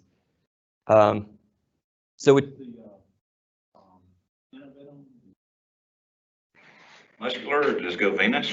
It really actually gets into your lymphatic system.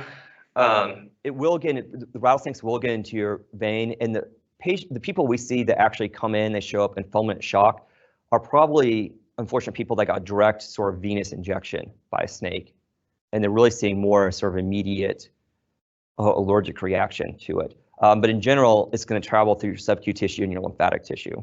And then treatment, anti-venom. Do y'all go tissue or do you go? No, it's through the IV, and I'll talk about that here in just a second, up there. But really initially it's just adequate hydration. We try to avoid NSAIDs.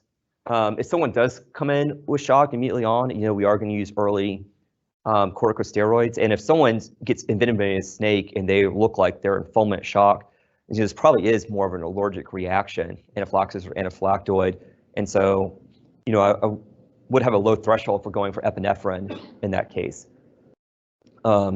May of 2019, we actually had a death at Huntsville in a 40-year-old gentleman that actually died of fulminant anaphylaxis from a direct intravenous copperhead envenomation. And so we talk about the antivenom. This is good timing. So what exactly is it? Well, it's an antibody. What happens is this FAB part right here is actually, we get this from sheep in Western Australia. Why Western Australia? Is probably it's the only area of the world that sure doesn't have mad cow disease and like prion disease. And then in Wales, it actually where the company's biomedical engineering compound's located, it gets cleaved and gets attached to a human protein. This has been on the market since about the early 2000s.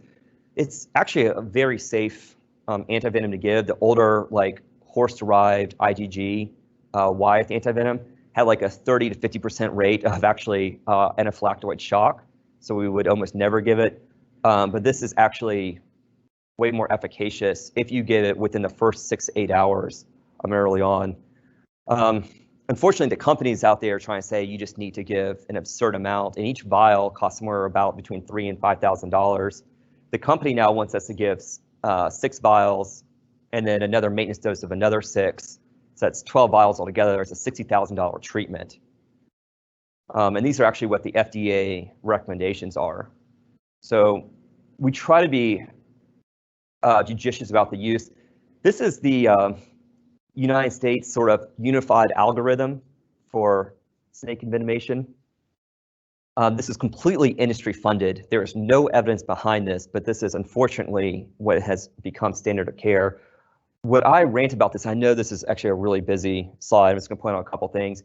But what they want you to do is give 6 vials of crofab here, infuse it over an hour. And this is if someone has early onset of swelling, such as they already have swelling over, we say 2 minor joints, such as 2 of your joints in your fingers, or major joints like your ankle, your knee, your wrist. Because again, you want to get this early on to prevent further damage. So in the first 6 to 8 hours, you see swelling over a major joint, we're going to be giving it. And what they do is they want you to get 6 vials, and then here they want you to, they say, hey, if swelling and tenderness is not progressing, you can stop it and just do the maintenance, which is another 2 vials every 6 hours. But if they're still having any swelling or tenderness, keep giving them 6 vials of crofab. And this is just absolutely absurd out there. So very frequently at hospitals are not actually seeing these, and to be frank, Children's is actually gives a lot more crofab than I would like. Particularly for copperheads, they get a very expensive therapy. What we actually advocate is if it's a copperhead is, and this is where you guys could really help out, if you could help us with some measurements. I have some photos of this in a second, is if it's a copperhead, so by that I mean, it's a patient that says, hey, I did not hear a rattle, because that to me is actually really important. If I hear someone says, I heard a rattle, I'm gonna take, my index of concern is gonna be much higher, just because rattlesnakes tend to cause coagulopathy. But they said, hey, I did not hear a rattle. We check initial set of blood work on them. And specifically, we're looking at their fibrinogen, their INR, and their platelets. At UAB, we're actually using thromboelastograms. I don't know if that's something that you guys are familiar with. No, okay. We're just doing this new study at UAB that I'm really interested in, sort of new coagulation panel that we're trying to see if we can actually identify snake species. But in general, we're going to ask most hospitals checking INR, platelets, and fibrinogen. If those are normal, what we're doing is actually saying, hey, just get 4 vials of the antivenom and just watch them. Don't do any more maintenance dosing. If someone has further pain, you treat pain with pain medications.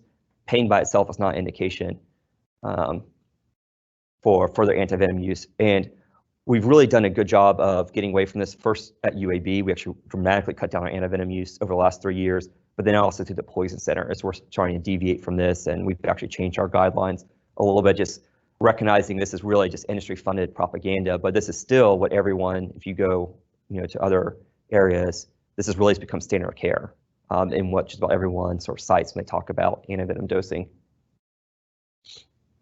So again, our initial recommendations are going to be update tetanus, remove all ice. We try to avoid NSAIDs from this theoretical platelet inhibition, check for INR fibrinogen, and then the measurements. And these measurements are actually so important to us. And if you do them right, it's really where you can help cut down on antivenom use. And this would be something that if you guys could think about, I would be incredibly appreciative. And so why do I care so much about measurements? What most people do, so you get bit by a snake, you're going to mark actually leading edge. I have a picture of this right here. So this is someone that came into a different hospital, envenomated here by a pit viper. You see all this localized ecchymosis, clear swelling over the ankle we're going to treat. And this is what most people focus on as leading edge. This leading edge just means how far up that extremity is that swelling going. Well, it's actually useful if you're trying to decide when to treat, because again, I mentioned once it goes over a major joint, which this clearly is, we're going to go ahead and treat this patient with antivenom. The problem is knowing it destroys the lymphatic system means that every time someone now utilizes that foot or that arm, it's very gravity dependent. So leading edge edema will go up and go down. And it's not a useful marker at all. And BTG, the company that makes the antivenom, knows that. And that's why they keep talking about leading edge edema. Now, most toxicologists, we actually look at circumferential edema. So it's really how swollen is that foot all the way around.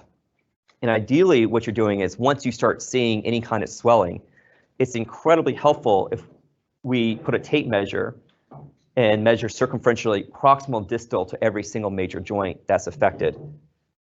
Now, you see here, this is pictures that I took from UAB. This is a pretty overzealous resident. This may have been a med student that the resident just was trying to give some busy work to do. You do not have to do this many markings. Again, proximal to distal. What's really helpful, one of our residents actually started doing this a couple of years ago, I really like it, is she just writes the measurements and the time right on the extremity itself.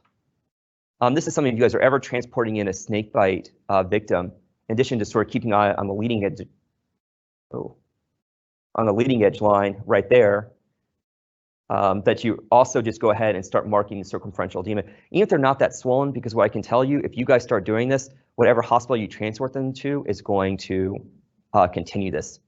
Trying to talk to people on the phone about how to actually do these markings, put a tape measure around. This is one of the things I think a picture is worth 1,000 words, right? I think if you look at this, you're like, oh yeah, I put a tape measure in there, I marked both sides of it.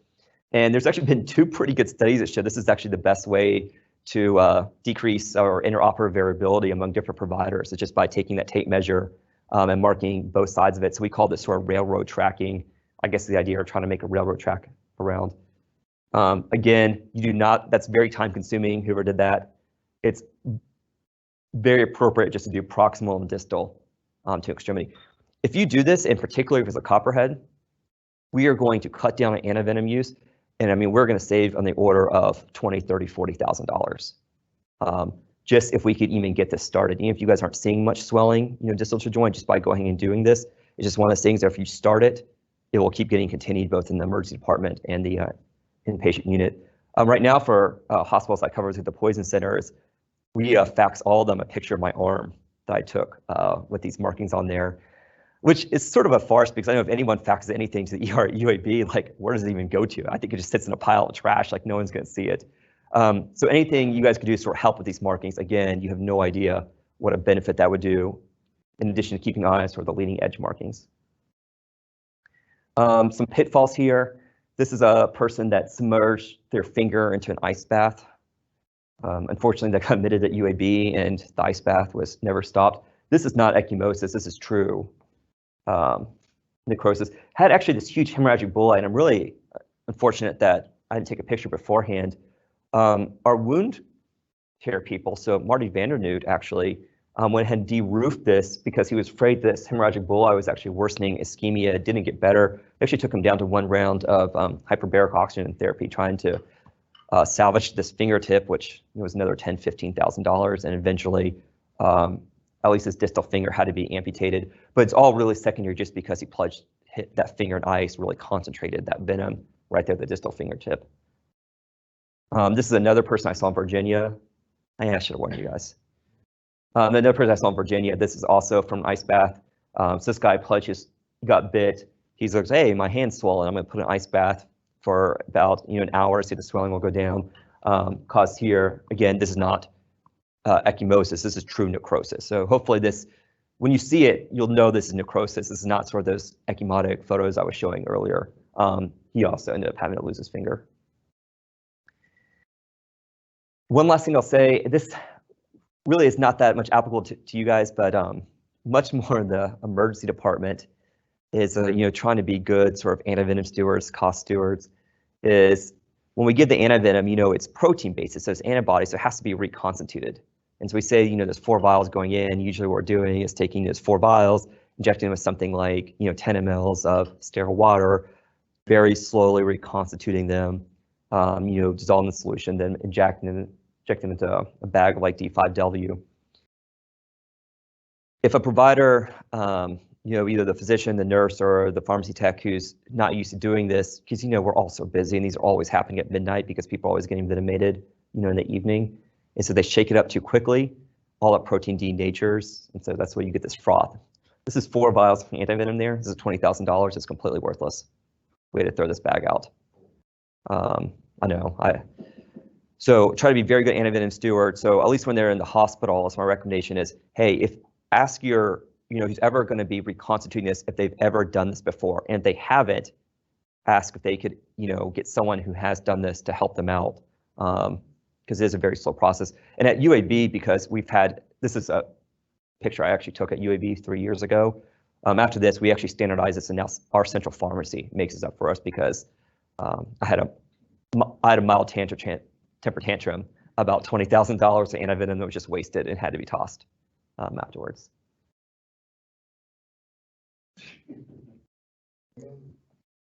And I was hiking in Taiwan 2 years ago, and it never makes me feel good when I come around the bend and I see a sign that says beware snakes. And instead of like, a North American copperhead, which is gonna make my legs swollen for a couple of months, they have a big picture of a cobra. I did a complete 180 and went the other way coming out there. But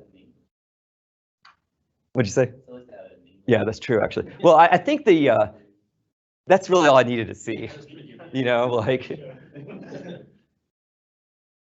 And thanks so much. This is just, again, more photos from our toxicology rotation. This is, speaking of activated charcoal, there we go. Oh, yeah. This is Amanda Smith, now one of our senior residents, pushing activated charcoal in an overdose patient through their OG tube. And afterwards, I was like, activated charcoal tastes so disgusting. I naturally had to make everyone else try it, as well as here we are doing shots of activated charcoal, which can bind up drugs acutely on shift. So thanks for putting up with me. I think I have 9 minutes left. If there are any questions or comments. About the antivenom. I'm sure it's an availability thing why you guys used the one with the 3 rattlesnakes and the cottonmouth. But are there other antivenoms out there? Yeah, so there's Antivip, which is out there, recently just hit the market. Antivip is FDA approved only for rattlesnakes, and its antivenom is actually made from, incidentally, 2 South American pit vipers, even though its indication is really only for North American pit vipers. Antivip is actually designed so that you just give it a one time and you don't have to worry about rebound coagulopathy. It has a much longer duration of action. For various reasons, right now, no Alabama hospitals have it. The #1 snake again we're treating is really copperheads. Antivip's actually not FDA approved for it. So even though Antivip's technically cheaper, its hospitals still have to stock Antivip and Crofab. And so all Alabama hospitals right now have really just said, we're only going to stock Crofab because that's only one antivenom we have to keep up with. That one with the Eastern Diamondback that kept dropping her fibrinogen, that would have been a prime woman to give Antivip to. I mean, we would have saved hundreds of thousands of dollars if we just had that on board. I do get a lot of patients that receive Antivip because Florida, particularly our Panhandle, a lot of their hospitals are using Antivip, and they're actually using it inappropriately. They're actually giving Antivip to copperheads. With really the point of Antivip is to prevent coagulopathy, not really to treat that local wound damage. A lot of these Florida hospitals are transferring the patients into Mobile, and so we're in there covering them that way. But those are the only two Envenoms right now on the market. There may be more coming out, which I think would definitely be a good thing because there needs to be some competition here because Antivenom is just so unbelievably expensive. But yes, if you go to Florida right now, they're using it. Even Georgia doesn't really have access. Georgia, Tennessee, and Mississippi are really only using CroFab just like we are. That was probably a way longer answer to your question than you wanted. So we do have one question from online. Thoughts on National Snakebite Support Facebook group? Also, there are several Facebook groups devoted to snake IDs, even specific to Alabama. Think that's a good thing or a bad thing? Like Are you familiar support at all? Facebook group? Well, it's a National Snakebite Support group. You ever heard of that? I've never heard of that. So in general, I would answer that getting medical information from Facebook is a bad idea. I think that sounds like a very reliable recommendation. I will say it's a good story. There is so much false information out there about snake bites, and that's actually why those axe comments I had in there earlier were supposed to be somewhat tongue-in-cheek. But if you read about this, I mean, if you go on the internet, you'll still see people advocating electrical shock therapy, all sorts of different things, tourniquets. Yes, in general, I agree. Facebook is a poor recommendation, and there's a lot of dubious information out there. And it's not completely, up to the follow lay people, because so much of our snakebite evidence, particularly when it comes to antivenom, is all industry funded. Just because it's so expensive to get this antivenom, most, you can't do a non-industry funded trial. And then my organization, which is the American Association of Poison Control Centers, is hopefully not know I'm saying this, is currently caught up right now in a scandal. It turns out the BTG, the company, has been sort of buying, $2,000 steak dinners for our board of directors for the last month, and we just had a whistleblower that came out and sort of said that. Yeah. Strikes again. But It's an expensive steak. so that was a very high rate, but even like our medical literature, there's a lot of it we have to take with a grain of salt and really understand that, hey, this is from industry funded lenses, and let's have somewhat a common sense approach, and how you apply a common sense approach is going to differ from provider than provider. All the hospitals have Envenom in place? They're supposed to. ACIP guidelines say you're supposed to have at least 4 vials of antivenom on board. A lot of hospitals will only have 4 vials. I get a lot of calls from hospitals saying they don't have any. I'm like, are you sure? Because ACIP recommends you do, and usually they'll call back and say, oh yeah, we do have some antivenom. But often they don't have enough to do maintenance therapy. We get a lot of transverse snake bites. If you're in the, and this is just I don't know if I'm even really allowed to say this. If you're in sort of the Birmingham sort of radius, if you have the option to transfer to UAB, I can tell you they're going to get much better care at UAB. This is not a dig anywhere else. I just see a lot of snake bites. We do a lot of training with nursing staff. All of our residents know how to do these markings. And so we actually way cut down on antivenom use. And then we actually have a snakebite follow-up clinic. It's actually pretty incredible. So they come to the ER, you guys bring them in, they come to the ER, they get the these new thromboelastograms, the measurements exactly the way I want. They go up to a floor. We've already done all the training with the nurses and the pharmacists. So we do a lot better antivenom stewardship. They get discharged and they follow up at our wound care clinic, which is also operated by our department.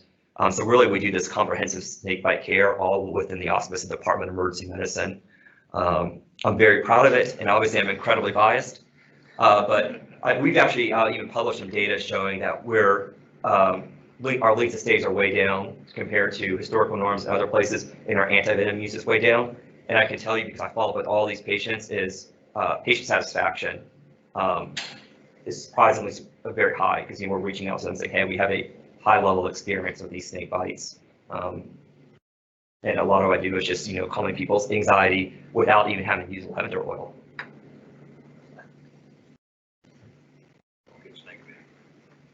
I didn't know if I was supposed to call you or You said all the residents know how to do the markings, the ER residents or toxicology residents? ER residents. Okay. Yeah, and fortunately, until July, I was the only toxicology person for the whole state. Now I have a brand new partner here, But yes, these are, I don't have, that'd be like, man, that'd be a fantasy world if I had that tox residents.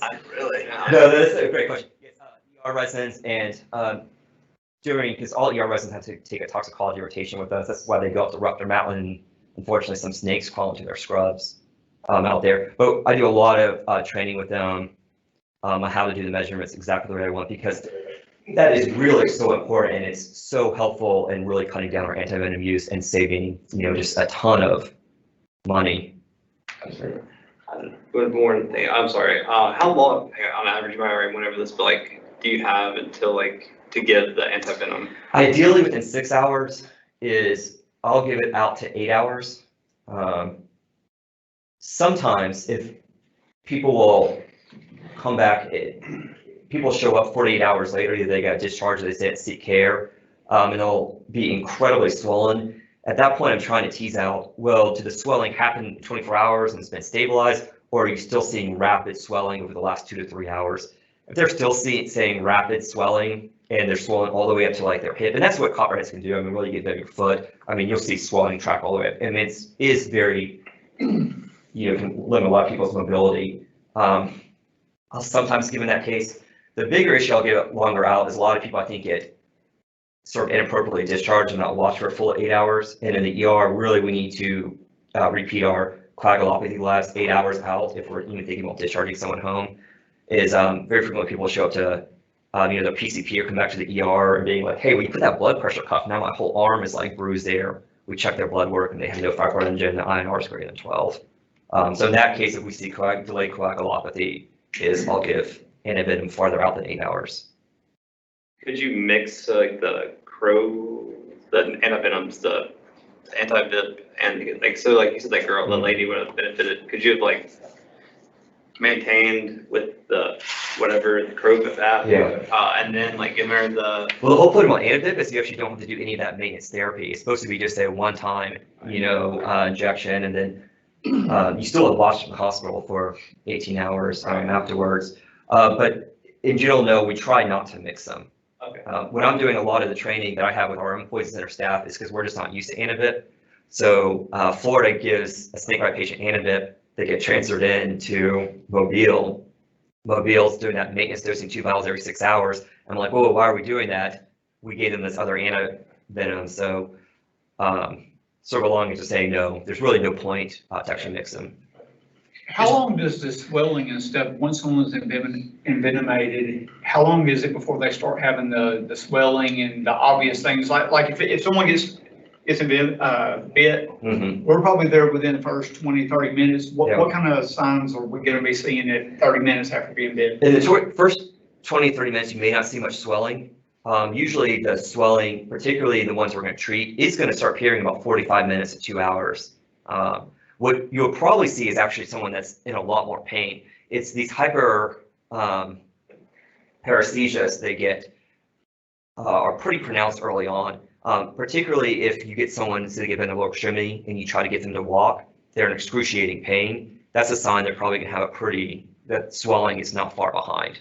But it's that really painful sensation is probably the earliest sign that you'll see from this. And a clue to this is that you have someone in the stretcher with their leg elevated in a sort of neutral position. You sort of make a dependent position or have them put any weight on it. If all of a sudden they're screaming in pain, which is what these snakes almost always do, that's another sign. Is like, hey, the swelling's not far behind. Very frequently I get called right when someone hits the ER and they say, hey, this person's actually sitting there, just very mild amount of swelling. They got bit 30 minutes ago. They're really not in severe pain. I'm like, stand them up, I'll hold. I go, they're going to be screaming in pain. They come back on the phone, they go, how'd you know that? I'm like, well, that's just what it does. Early on is, So we got a couple questions online, Doc. One was thoughts on private collectors with exotic snakes. I think that the point to that question was, do we ever see exotic snakes that are non-indigenous to Alabama envenomations at UAB? So that's question one. Question two was, we have a couple of people have asked, hey, I've heard that you can only receive antivenom once in your life. Is that true? So the first question is, yes, we absolutely have people that have exotic snakes, both legally and illegally in Alabama. These people keep me awake at night. Because this is actually really dangerous. Say like you get bit by a Elapidae species, which is, a cobra. We don't have any way of treating you. We don't have any quick way to get the antivenom. There is actually a antivenom depository at Miami-Dade. The logistics of Alabama letting us use a non-FDA approved across state lines and getting UAB to approve it is just such a nightmare that our contingency plan would actually be, if you got bit by an exotic snake, I'm going to try to fly you to either actually Columbia, South Carolina. And why Columbia, South Carolina? Well, they have a huge zoo in Columbia, South Carolina, and they say that, hey, we stock a lot of antivenom because all zoos have to have antivenom for whatever venomous snakes they have by federal law. Or I'm going to try to get you to Miami. It's going to be much easier to try to get someone there to either Miami or Columbia than to get the antivenom, emergently approved by that FDA sort of emergency act, and then to get, Alabama and UAB to give it. That is just going to be huge delays in care. And some of that, particularly with an Elapidae or even some of these really severely coagulopathic snakes that people are using, it's going to put your life at risk. And we're just going to stand by in a lot of these cases, and we can intubate you. But there's really not much we can get you. Why I can't even imagine trying to set up transfer to University of Miami. So I'm very much personally against people having exotic snakes. I think it's incredibly dangerous. And also they tend to get loose, so it's not only dangerous to yourself, but to other people. And the second part is, no, you can absolutely give antivenom more than one time. That sort of urban legend comes from the older antivenom, which is that horse-derived IgG, the Wyeth antivenom, which had, somewhere between a 30-50% rate of anaphylactory reaction, just because that was a completely horse-derived IgG. If you got that once, well, first of all, the first time you're getting it, you have a 50-50 shot of getting anaphylactory reaction. But very quickly, you'll build up your own antibodies against that. I had this one guy that I've treated now 3 times with Crofab at UAB. You do slightly increase your risk each time of developing an anaphylactic reaction, but in general, the risk of anaphylactic reaction with our newer antivenom is much, much lower, and we absolutely can give it more times to people. Don, do you have any relationship with our hazardous materials teams in the metro area? I don't. No, because we've got a lot more hazardous materials floating around here that could probably affect us than snakes. Even though snakes may make us run faster. But it is something that hopefully Dr. Ferguson can introduce you to a few folks and have that available, because tons of things around the area that we may be asking questions on the immediate care. Of course, ABC is taking care of that, but what else? Yeah. No, I would. You guys have no idea how much respect I have, number one, for you guys. I would love to be more integrated, and every time I get work, rather than sitting in my office and drawing chemical structures and boring medical students to death. So Dr. Rushton, just kind of the recap here, if we have a snake bite victim, obviously the most important thing is to get them transported to definitive care. And in this area, UAB would be a good choice. I think that's a fair way to say it. You talked about the damage to the lymphatic system from the venom. Is there a danger from our point of view of kind of over administering IV fluids? Are they prone to third spacing type issues later? They are actually. I wouldn't go crazy with it. I think actually a really good question. This isn't like a sepsis patient where they need 3 liters of fluid. Really, the point of fluids is a lot of people, just because of the pain, will have just a lot of nausea and vomiting, really just keep up with insatiable losses. So a liter of normal saline should be completely adequate. But you're right with just because you are worried about so much soft tissue swelling, it's probably ideal not to go overboard. But again, it's not, if you do, it's something that I can take care of when they're in the hospital. Why would you give them fluids? Say again? Why would you give them fluids like that?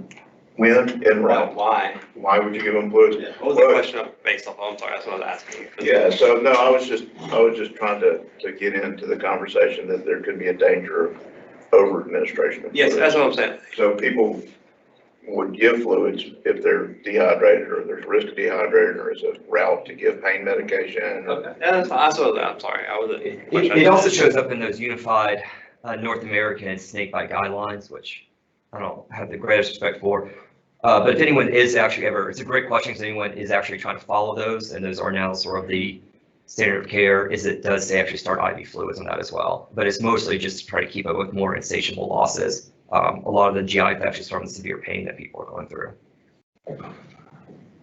What does Zach say? What is what? Axe. What does Zach say? Administer the lavender through. Yeah, well, you probably have like 3 specks of lavender oil, you know, swirl it around with a magic wand and, you know, Sprinkle some. yeah, ask what their astrological sign is first. Did I hear you say that the cottonmouth, not cottonmouth, copperhead is the most commonly hit by a bite in this Yes. area?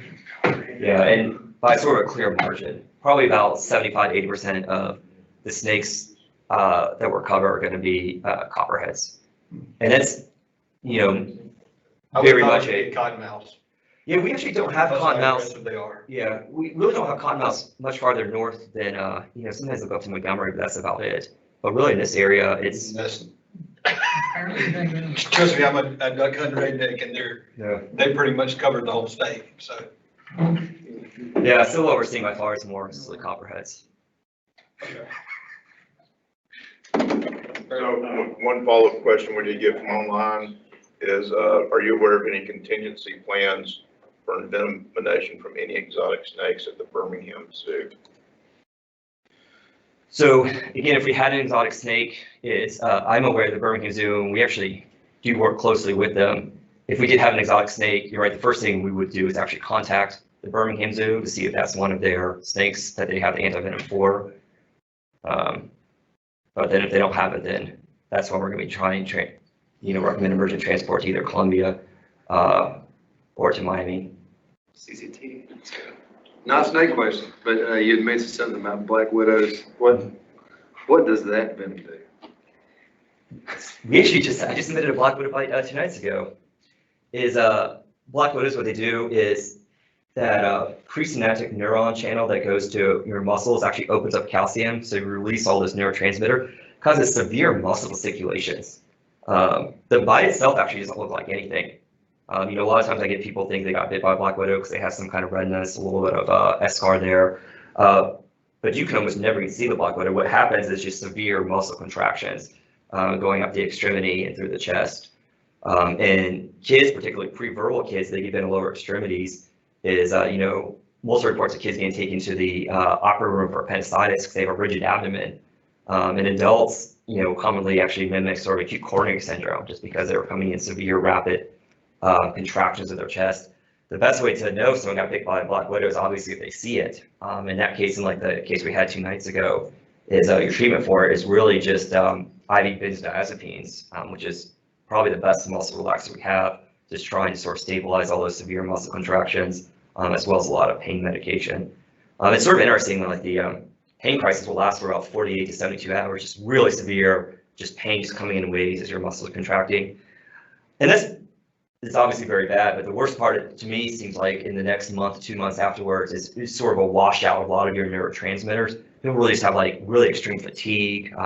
Some people will get like depression from it. Just a lot, I think that's a lot of the neurotransmitters that are washed out from that synaptic cleft. It'd be similar to organic phosphates as far as a poison and causing a lot of depression post-event. Yeah, you know, you're exactly right. I mean, I think that's a very good allegory because you're right, everyone's always worried about the organophosphates with those immediate, you know, cholinergic crisis, but you're absolutely right. There's a lot of long-term sequelae of organophosphates, both in neuropathy, you know, long-term respiratory complications, also neuropsychiatric changes from neurotransmitter washout.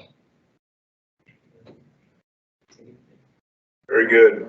Great lecture, Dr. Rushton. Thank you so much for being here with us today. Everybody online, we're going to wrap it up. We have had a little bit of irregularity with the new certificate process.